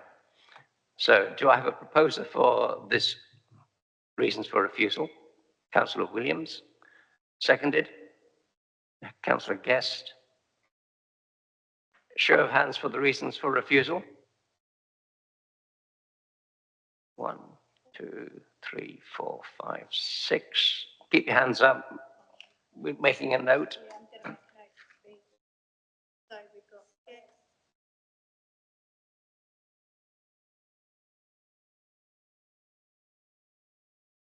One, 2, 3, 4, 5, 6, 7.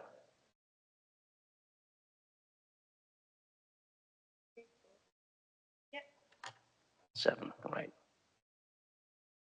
Those against reasons for refusal? 1, 2.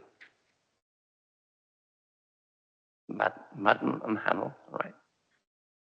Abstentions? Robin and Stevens.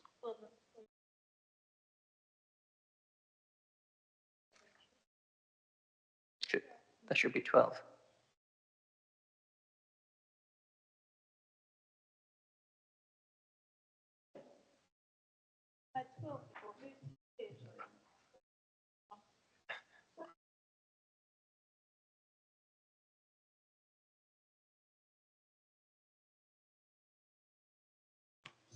Oh, right. It would have been 3 abstentions. Allen, Bromham and Stevens.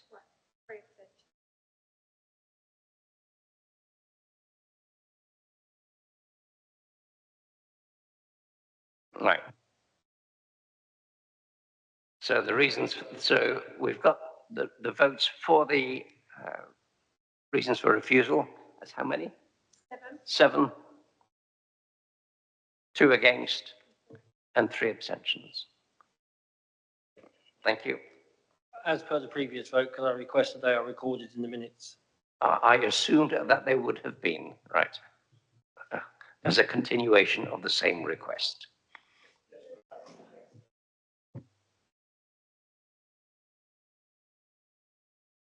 Right. Thank you everyone for your patience. And Kaylee, thank you very much for your great work on the application. Let's see where it takes us.